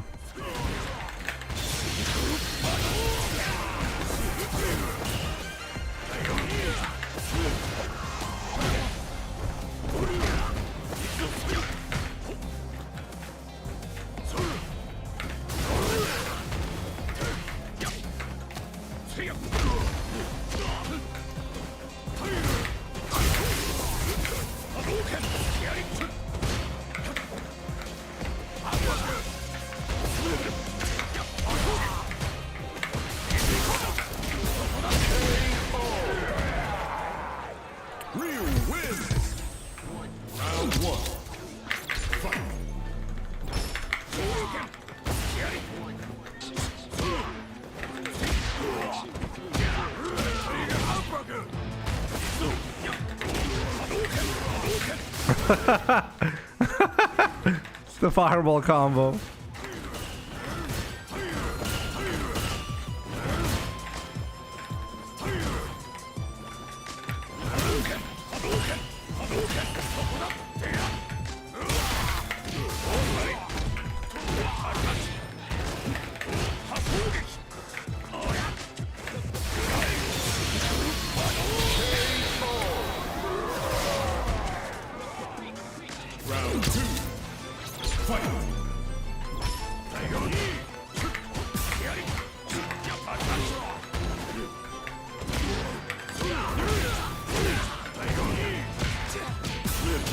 Oh, nice trade.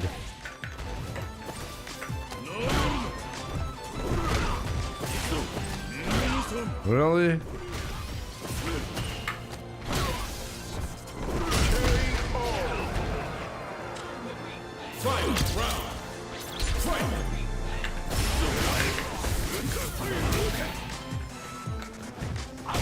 No.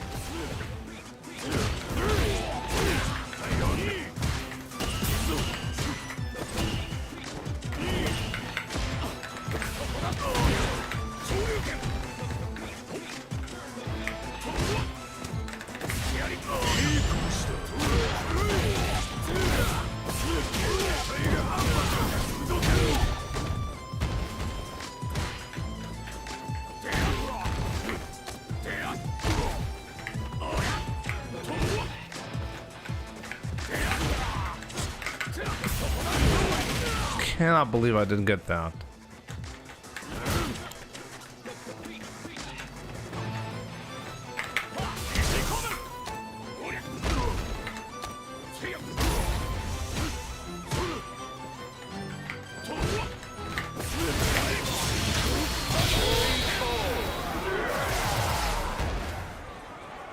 Ryu wins.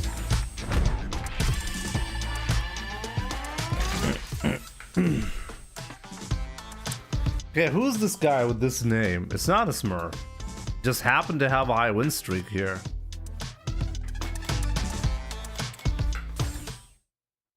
This is a good Sagat.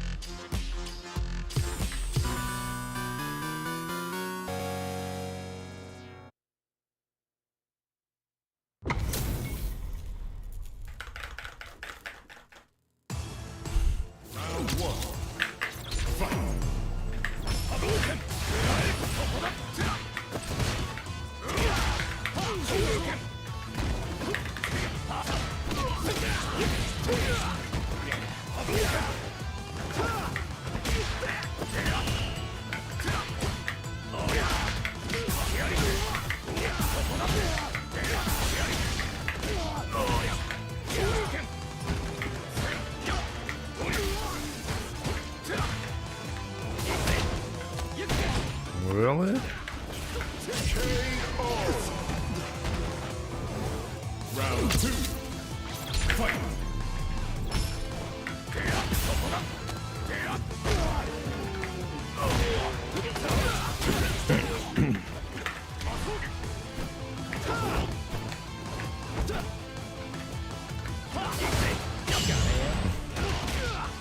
That's a good parry.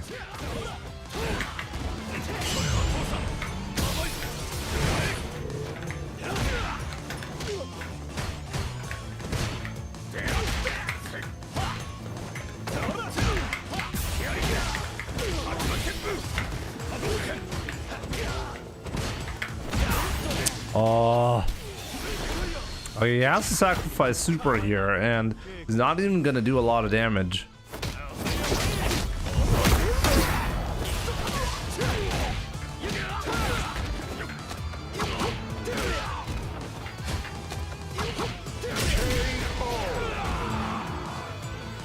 One Jamie.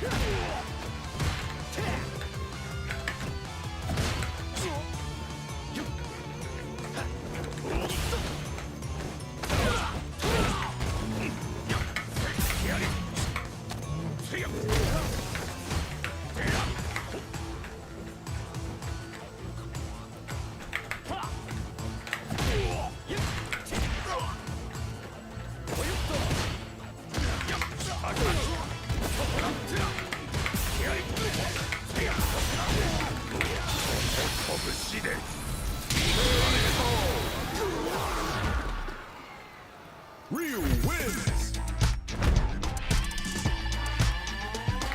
I can get a back fear straight after the melee Hadouken. What if I get a hit? Does it whiff?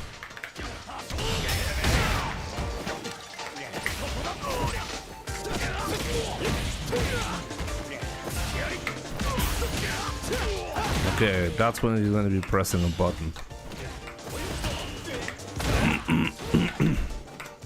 Level T, good to see ya.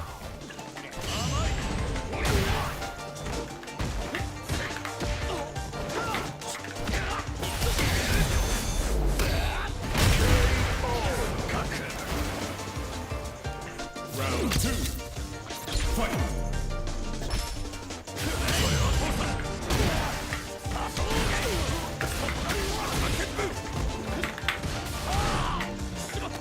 It's unbelievable back then.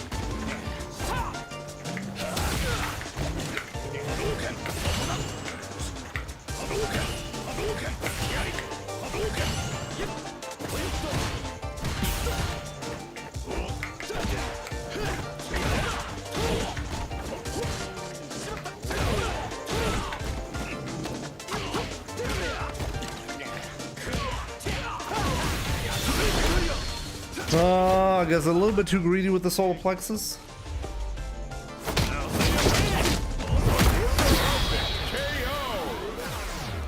What was that? Jamie wins. Like, why did it look like that? Round Was it glitched only on my end?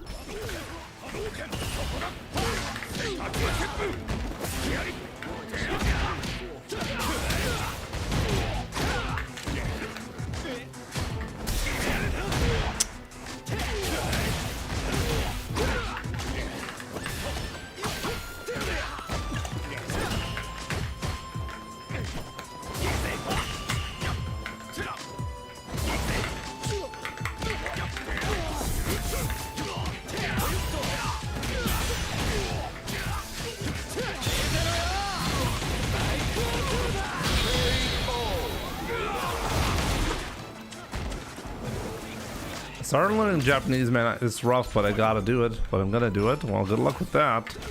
You'll need it. And I know what I'm talking about.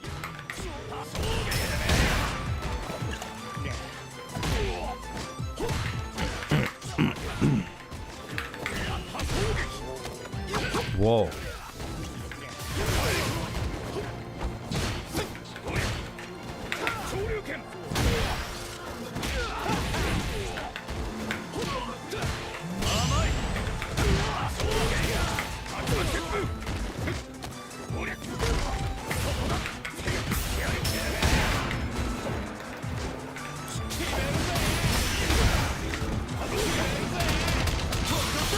That's okay.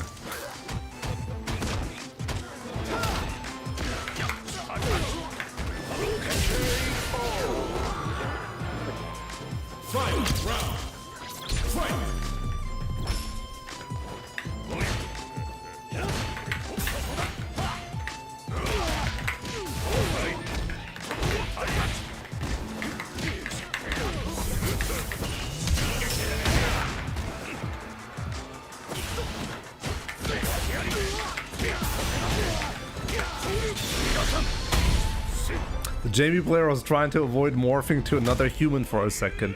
Thank you. I thought it was just my eyes. Thought I was having a seizure for a second. Ryu wins.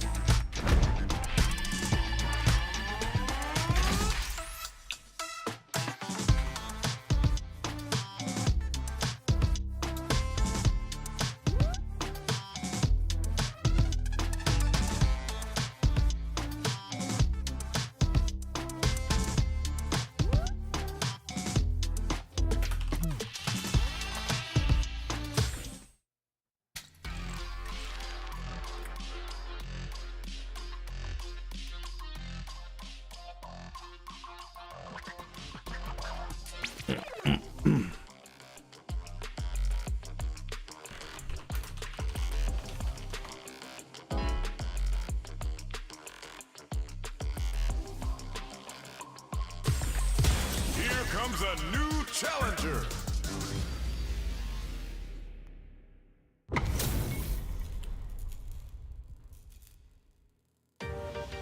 Round one. Fight. Caldi. I heard all you have to do is be aggressive against him. He's actually not that scary. He's not an ultimate master.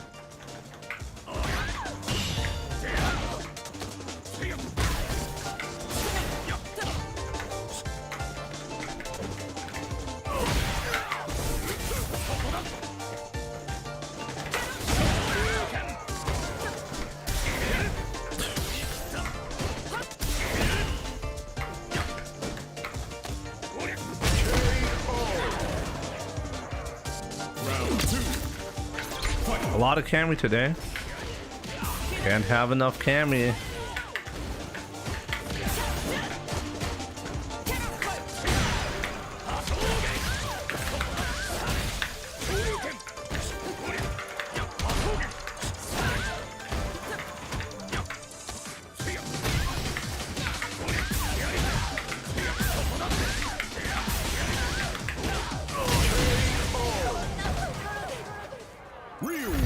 Both. Why not both? IT goat.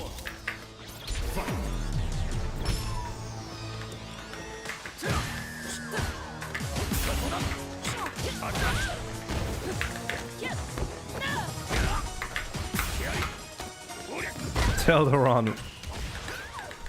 What's up, Alter? Was los? That was good.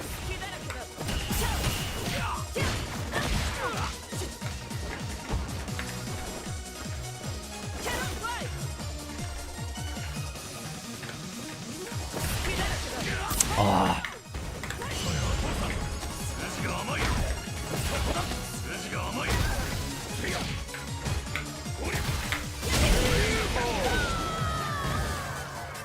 Fertig gemacht. Ja, es geht auch weiter.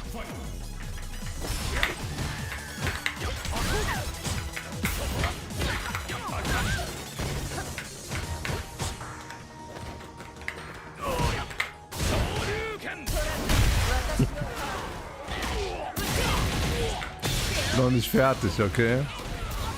Ich over. Ich it over, ich over. I think ich over.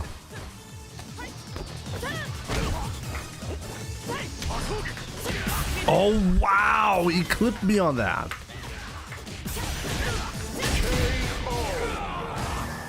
I feel like overhead should be more minus. I think there's already very little reason to hold down back. I think if you make overheads weaker, that's not going to be a good sign.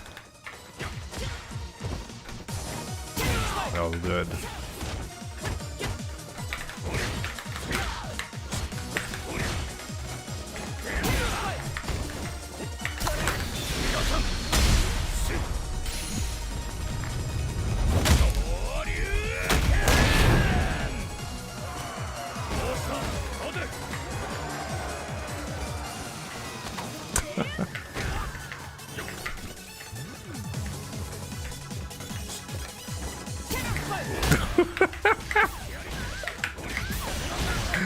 Oh boy, he teabagged me for that.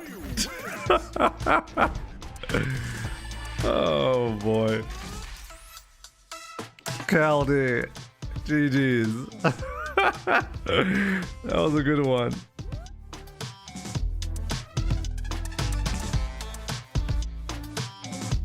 You're cheating now on Ramadan. Yeah, I'm Maxim. They call me Haram Jimmy for a reason, you know. Maybe it was a level 3 buffer. No, I think he just wanted to anti-air me and slightly off.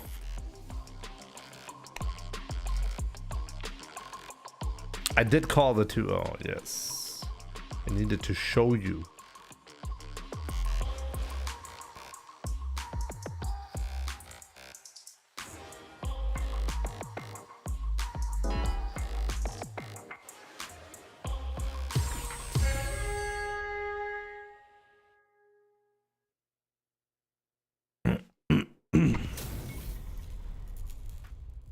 Okay. Round 1. Fight.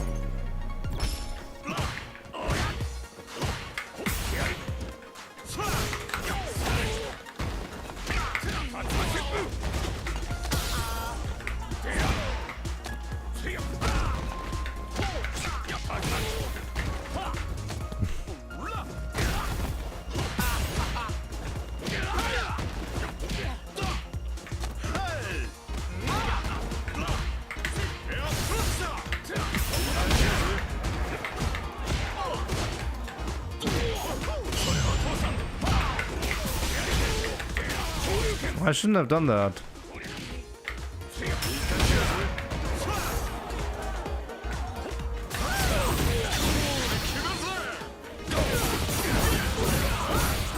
Somehow I thought I had the kill, but no.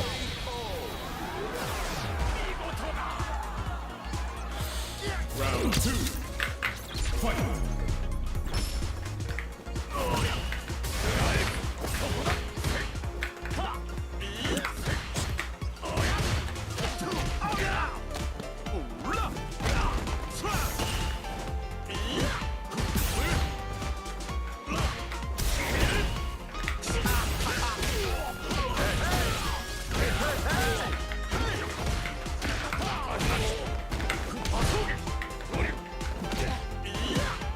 Can't get in against DJ. Like, How do you like what kind of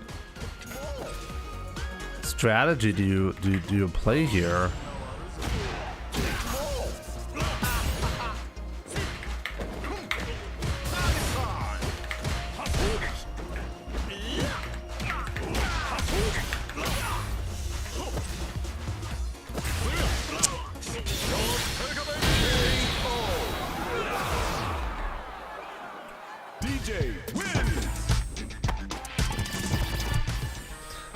How do I get in against DJ?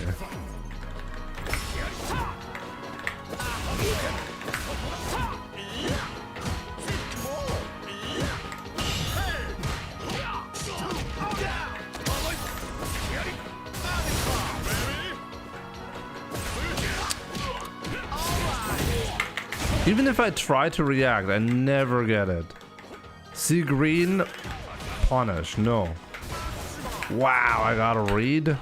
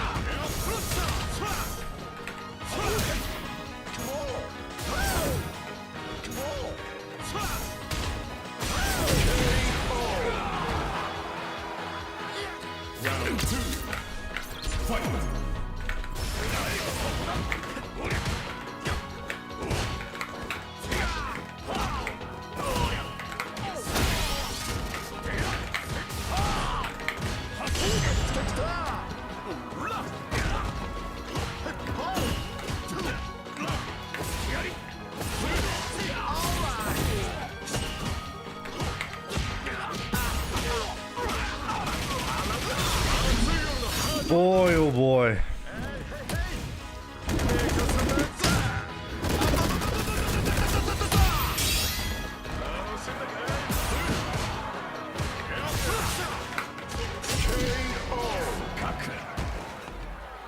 I don't know what to do against DJ. Genuinely, I'm basically at all times in the match, I'm just waiting for him to get the hit and then I'm dying. Shady, what do I do in the matchup? Like seriously, I feel like I don't know what I should be doing. I feel like wherever I stand, I have the like I'm not at an advantage at all. What do I do? Should I wait? Should I feel like going in just doesn't lead to any kind of damage, it's too risky. And not going in, I'm not gonna be able to cover all the drive rushes. I should wait.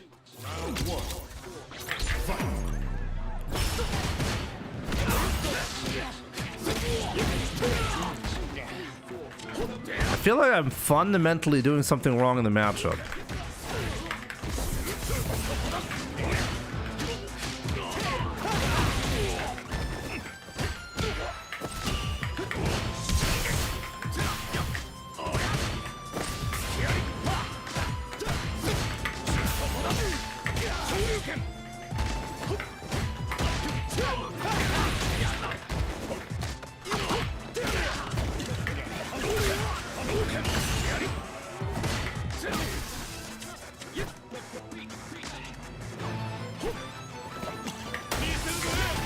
Wow, I could not press the hard kick.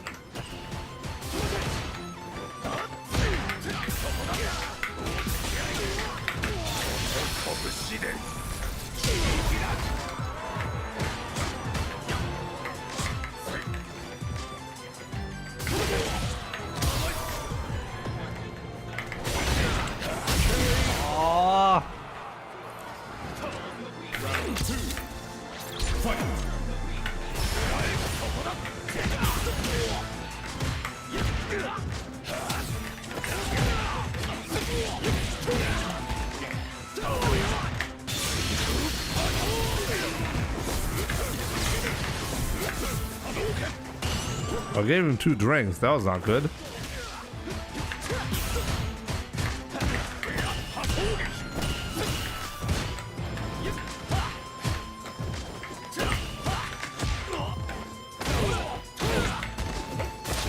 Uh-oh.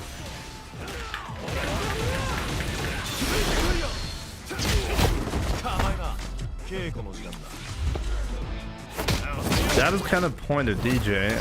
Let me see. If I were a typical DJ, I would 24/7 drive rush like a maniac, but I was using it on specific timing to make you uncomfortable. I know, which is why I wonder where, like, when should I be doing something?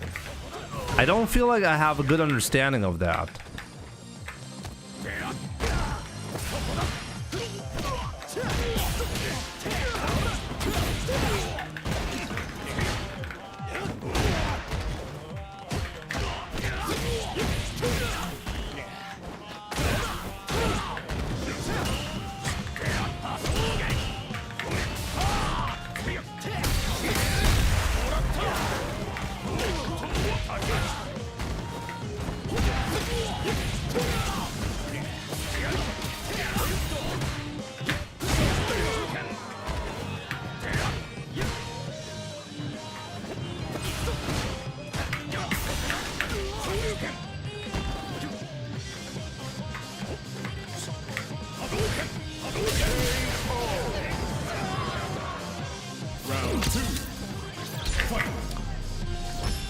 Say, good to see you. I play on a leverless controller, but yeah, it's kind of like keyboard.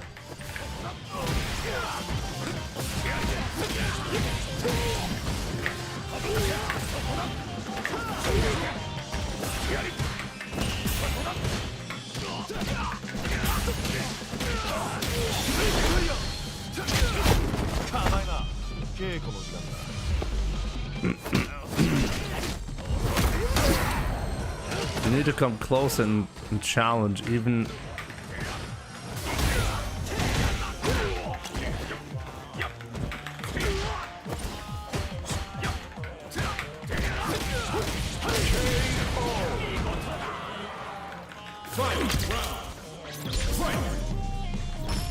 I mean, it sounds like a keyboard. A lot of hitboxes sound like keyboards because they use the same switches. They use Cherry Mech switches. This one happens to not do that, but I guess these are just standard Corsair switches as well. Or I'm not sure if they actually use them as a standard, the Hall Effect switches. But yeah, it will sound like a keyboard. That's fine.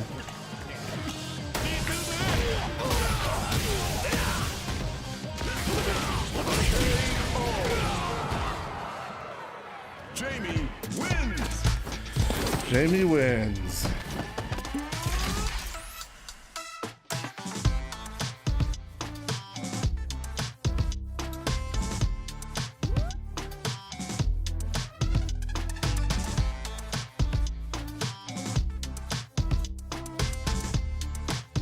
So you do believe, Shady, that you should kind of play an aggressive play style, right? And not let him, because that's what my impression is. If I give you a lot of breathing room, I simply won't get the advantage in the match.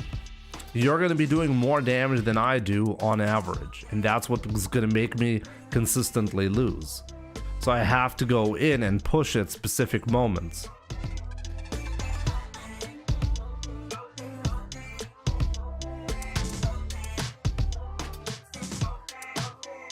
It's not always aggression, by the way. Aggression is not always a solution. But DJ is just very hard to control. So if you engage with his shenanigans, or if you let him have that, then you're just gonna be losing. Guess I gotta find a way to do this consistently and get this done the right way.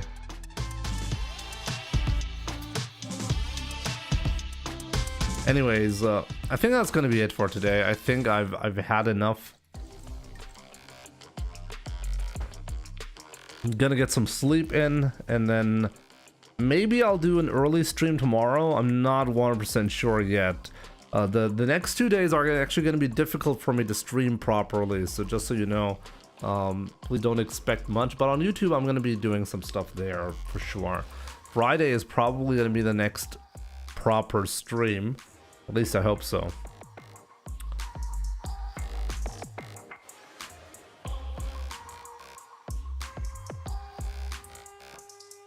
Yeah, maybe some Ryu versus DJ analysis. Yeah, maybe we should do that. Maybe we should do that next couple of days. It's a matchup that I'm constantly thinking about, to be honest. So yeah, guys, let me see who is streaming right now. What do you guys want to watch?